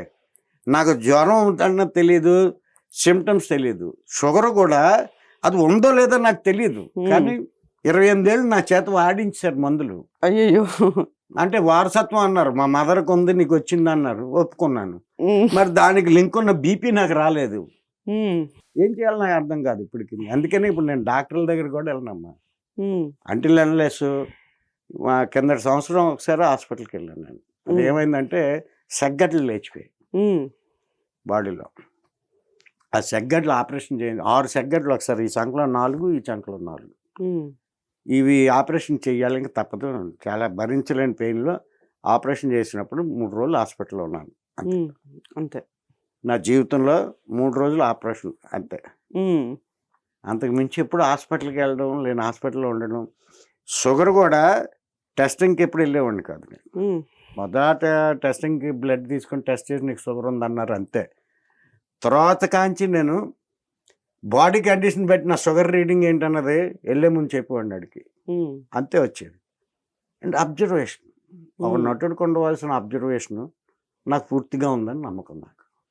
సో ప్రతిదీ బాగా అబ్జర్వ్ చేస్తారు. అబ్జర్వ్ చేయకపోతే నటుడు అవ్వలేడమ్మా. నటుడికి కావాల్సింది అబ్జర్వేషన్. ఇప్పుడు కొంచెంసేపు బయటకు వెళ్ళిన తర్వాత నీ మూమెంట్ ఏంటి, అసలు నీ జనరల్ బాడీ లాంగ్వేజ్ ఏంటి చెప్పేస్తాను నేను. మాట్లాడుకుందాం తర్వాత. తర్వాత మాట్లాడుకుందాం.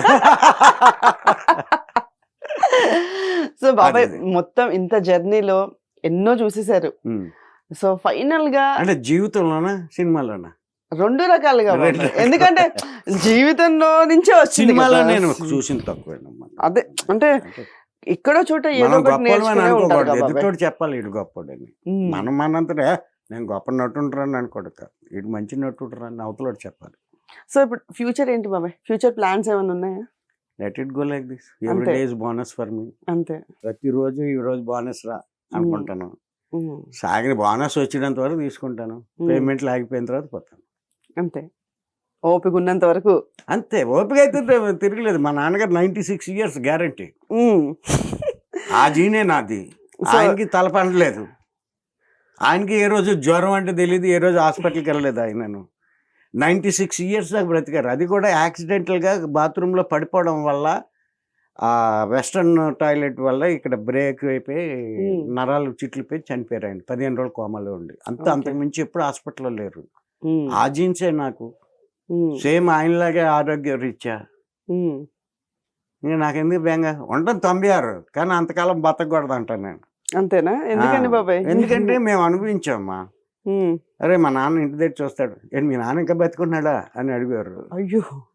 నా ఫ్రెండ్స్ వాళ్ళకి 60 ఏళ్ళు వచ్చేసాయి. అంతే కదా.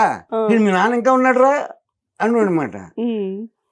అయ్యో పాపం చనిపోయాడు అని అనిపించుకోవాలి తప్ప ఇంకా బతుకున్నాడు అని అనిపించుకోకూడదని మా నాన్నతో అనేవాడు నేను. నాన్న నువ్వేం చేసినా చేయకపోయినా, ఆస్తులు ఇవ్వకపోయినా, నల్లని ఇలా అనేవాడు.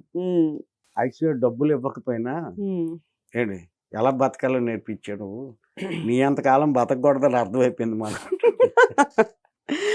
బాబాయ్ డబ్బులంటే గుర్తొచ్చింది. ఇండస్ట్రీలో ఎప్పుడైనా పేమెంట్ విషయంలో ఇబ్బంది పడ్డారా? బోర్డమ్మ ఇప్పటికే ఇబ్బంది పడుతున్నాను. అయ్యో. ప్రజెంట్ నాకు 2,80,000 రావాలా. అంటే అది చేసిన తర్వాత ఇవ్వని పేమెంట్ అంటే మంచితనాన్ని చేతకంతనంగా కొంతమంది తీసుకుంటారు. ఓకే. వీడి పర్వాలేదులే ఒప్పుకుంటాడులే అనుకుంటాడు. ఏదో విధంగా మేనేజర్లు కొంత నొక్కేస్తారు, కొంత ఎగ్గొడుతుంటారు.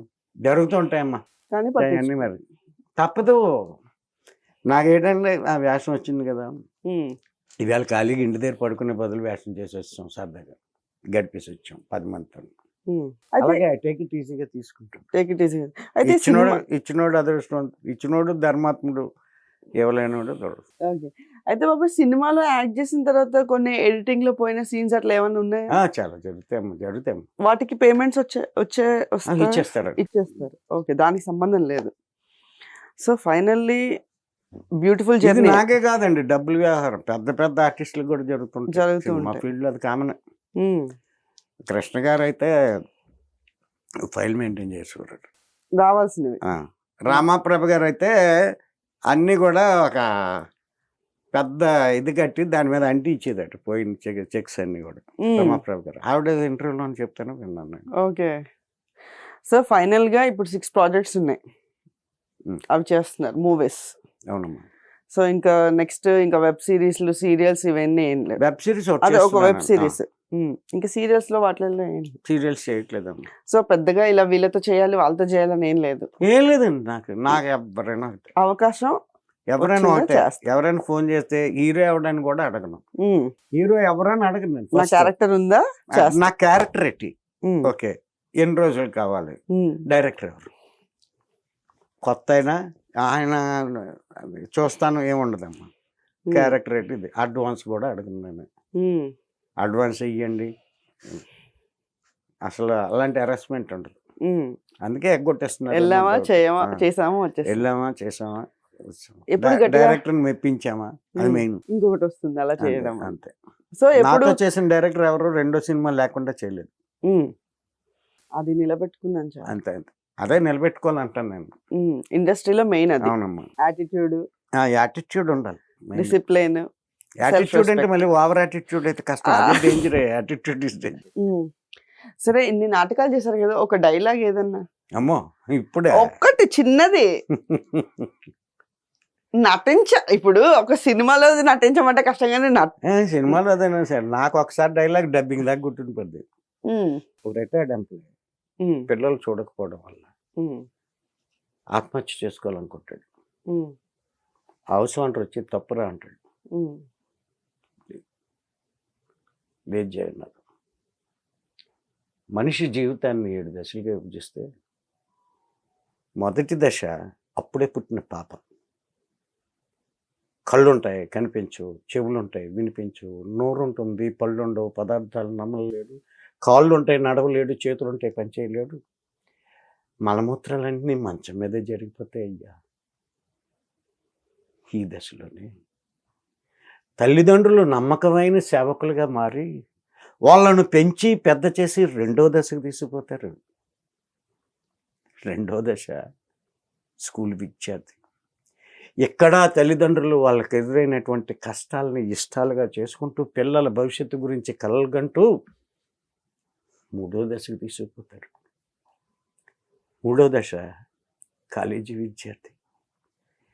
పెరిగినటువంటి నూనూగు మిషన్లు చూసి మురిసిపోతూ తాము పెద్దవాళ్ళం అయిపోయిన భావనలో వేసుకున్న జీన్ ప్యాంట్లోనూ, తొడుక్కున్న రేబాకు షూల్లోనూ, పెట్టుకున్న రేబాన్ గ్లాసెస్లోనూ తల్లిదండ్రుల కష్టాన్ని పూర్తిగా మర్చిపోయి జీవితం అంతా ఇలాగే హ్యాపీగా సాఫీగా సాగిపోతుందని కలలుగానే దశ. నాలుగో దశ నిరుద్యోగి. నిరాశ నిస్పృహల మధ్య జీవితం అంతా గందరగోళంగా కనబడుతుందయ్యా. ఐదో దశ ఉద్యోగి. భార్య పిల్లలు, ఇల్లు వాకిలి, కష్టం సుఖం దుఃఖం ఆనందం. మనిషి చాలా కాలం ఈ దశలోనే గడిపేస్తాడయ్యా. ఆరో దశ రిటైర్డ్ ఎంప్లాయ్. అంతవరకు అన్నీ తానే అనుకున్నటువంటి ఆ కుటుంబానికి తాను ఏమీ కాదు అని తెలుసుకొని రాజీపడి బతికేటటువంటి దశ. ఏడో దశ he comes to the first stage. మళ్ళీ మొదటి దశకే వస్తాడయ్యా. కళ్ళుంటాయి కనిపించు, చెవులుంటాయి వినిపించు, నోరు ఉంటుంది పళ్ళు ఉండవు, పదార్థాలు నమ్మలేడు, కాళ్ళు ఉంటాయి నడవలేడు, చేతులు ఉంటాయి పని చేయలేడు, మలమూత్రాలు మంచం మీద జరిగిపోయే అవకాశాలు మెండుగా కనపడతాయి. ఈ దశలోనే ఆసరా చూపించే చెయ్యి కావాలయ్యా. అది ఎవరిదే ఉండాలో తెలుసా? మనం మొదటి దశ నుండి 5వ దశ వరకు పెంచి పెద్ద చేసిన పిల్లలు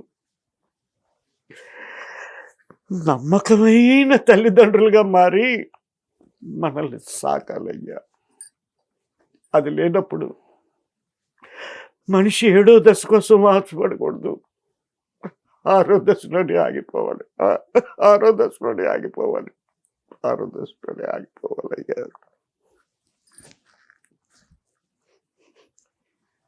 బాగుందమ్మా. సూపర్ బాబాయ్, కళ్ళలో నీళ్ళు వచ్చాయి. నిజంగా సూపర్. దీనికి 16 సార్లు బెస్ట్ యాక్టర్ వచ్చింది ఈ నాటికి. నిజంగా అంటే ఇది కనుక నిజంగా తెలుసుకోగలిగితే ఆడియన్స్ కూడా ఏడ్చుకోరమ్మా, నిజంగానే గొప్ప కాదు. ఇది జీవితం. అదే నిజంగా ఇది తెలుసుకోగలిగితే ఏ తల్లిదండ్రులు కూడా అనాథ శరణాలయంలో ఉండే అవసరం ఉండదు ఉండదు. బాబాయ్.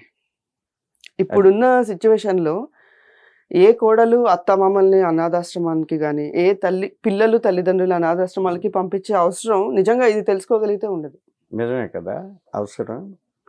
కానీ ఇక్కడ తప్పు ఎవరిది అంటారు? ఇది టాపిక్ డివైడ్ అయిపోతుంది మనకి. ఇక్కడ తప్పు ఎవరిది అంటారు?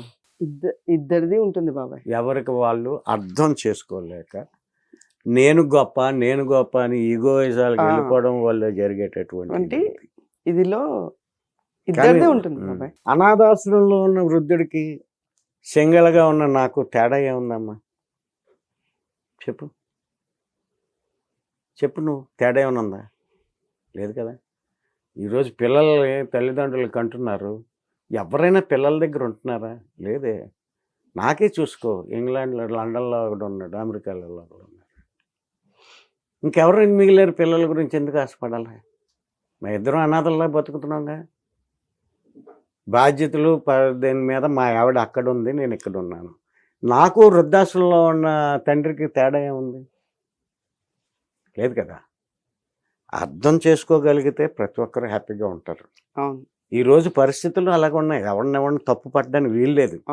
అదృష్టం ఏంటంటే ఆ వృద్ధాశ్రమాలు అనాథాశ్రమాలు ఏర్పాటు చేసిన దాతలకు దండం పెట్టాలి. ఈ విధమైన ఆదుకోగలుగుతున్నారు కనీసం అని. వాళ్ళకి మరీ నడు రోడ్డు మీద అందరినీ వదిలేకుండా ముష్టెత్తుకు బతికిన వాళ్ళు ఉన్నారు, రాజీపడి బతికిన వాళ్ళు ఉన్నారు, ఎంతో కోట్ల ఆస్తి ఉండి కూడా అనాథ శరణాలయంలో ఉన్న వాళ్ళు కూడా ఉన్నారు. అది అంచేత ఎవరిని సమాజం తప్పు పట్టలేం. మారుతున్న సమాజంలో జరుగుతున్నటువంటి మార్పులన్నీ కూడా దీనికి ఒకరు ఉపయోగపడడానికే జరుగుతున్నాయి. సూపర్ బాబాయ్, నిజంగా కళ్ళల్లో నీళ్లు తెప్పించేశారు. వెనకాల లక్షణం పోయిందమ్మా ఇప్పుడే. బాబా బాయ్ వేరు. సూపర్ బాబాయ్. అండ్ మీ ప్రాజెక్ట్స్ కి wishing you all the best. ఇంకా చాలా మంచి ప్రాజెక్ట్స్ చేయాలి, ఇంకా చాలా మంది నవ్వించాలి. అయ్యో అదే నా బతుకు. మీ వల్ల ఎంతో మందికి నటన నేర్పించాలి అని నా ఆశయాలన్నింటినీ చెప్పు. నా ఆశయాలన్నీ తీరినట్టే అప్పుడు. తప్పకుండా. ఫైనల్ గా ఒకటి ఉండిపోయింది, అది కూడా చెప్తా. చెప్పండి. నువ్వు అన్నట్టు నేను ఏం చేసినా నా 65 ఏట ఇంకో 3 సంవత్సరాల్లో ఇక్కడ ఉండను, ఎంత స్టార్ అయినా ఉండను. నేను వైజాగ్ వెళ్ళి వృద్ధాశ్రమం పెట్టి వాళ్ళందరికీ స్వయంగా నేనే వండి పెట్టాలి. నేను వంట బాగా చేస్తానమ్మా. అయితే మా ఛానల్లో ఒకసారి ఎవరు వండను వంటలు వండుతాను నేను. సూపర్. అసలు ఆమ్లెట్లు 32 రకాలు చేస్తాను. నంబరు నా స్వయంగా నేను వంట వండుకుంటాను. ఇవన్నీ కూడా వాళ్ళకి మా తల్లిదండ్రులకు పెడుతున్నట్టుగానే వాళ్ళందరికీ స్వయంగా వండి పెట్టాలన్నది నా కోరిక. మరి అంతవరకు భూమి మీద ఉండి ఆరోగ్యం సహకరిస్తే డెఫినెట్గా అది నేను చేస్తాను. అదొకటి ఫైనల్ ఒక మంచి స్టెప్ అది. అది నా కోరిక. డెఫినెట్లీ బాబాయ్, మీ ఛానల్ ద్వారా అందరికి తెలియజేస్తున్నాను. తప్పకుండా. అది అసలు ఇది చాలా మంచి థాట్. అసలు మంచి నేను కష్టపడుతుంది ఏమైనా ఉంటే అదే. ఈ రోజుకి నేను బయటకు వెళ్ళిపోయి మా ఫ్రెండ్ సర్కిల్, నాకున్న సర్కిల్, నాకున్న అభిమానులు కూడా ఇలా పెడుతున్నాను రా అంటే నేను ఏది ఇబ్బంది పెట్టకుండా అందరూ అలా చూసుకొని వెళ్ళిపోతారు. నా మీద అంత నమ్మకం వాళ్ళకి. అది బాబాయ్. థ్యాంక్ యూ సో మచ్ బాబాయ్. చాలా మంచి విషయాలు చెప్పారు, నేర్పించారు, తెలియజేశారు. మీ ఛానల్ ప్రేక్షకులందరికీ కూడా, సబ్స్క్రైబర్లందరికీ కూడా మరొకసారి థ్యాంక్స్ చెప్తూ, ఈ అవకాశం మీకు ఇచ్చినటువంటి మాకు మా అమ్మాయి పిలిచి ఈ అవకాశాన్ని నాకు కల్పించింది. చాలా హ్యాపీగా ఉంది. ఇంతవరకు ఏ ఇంటర్వ్యూస్లో కూడా ఇంత జోయల్గా సరదాగా వెళ్ళలేదు. ఇవాళ పిక్నిక్ వచ్చినట్టు అనిపిస్తుంది. బోర్ కొట్టించాలంటే క్షమించండి. మంచి ఏమైనా దొరికితే స్వీకరించండి.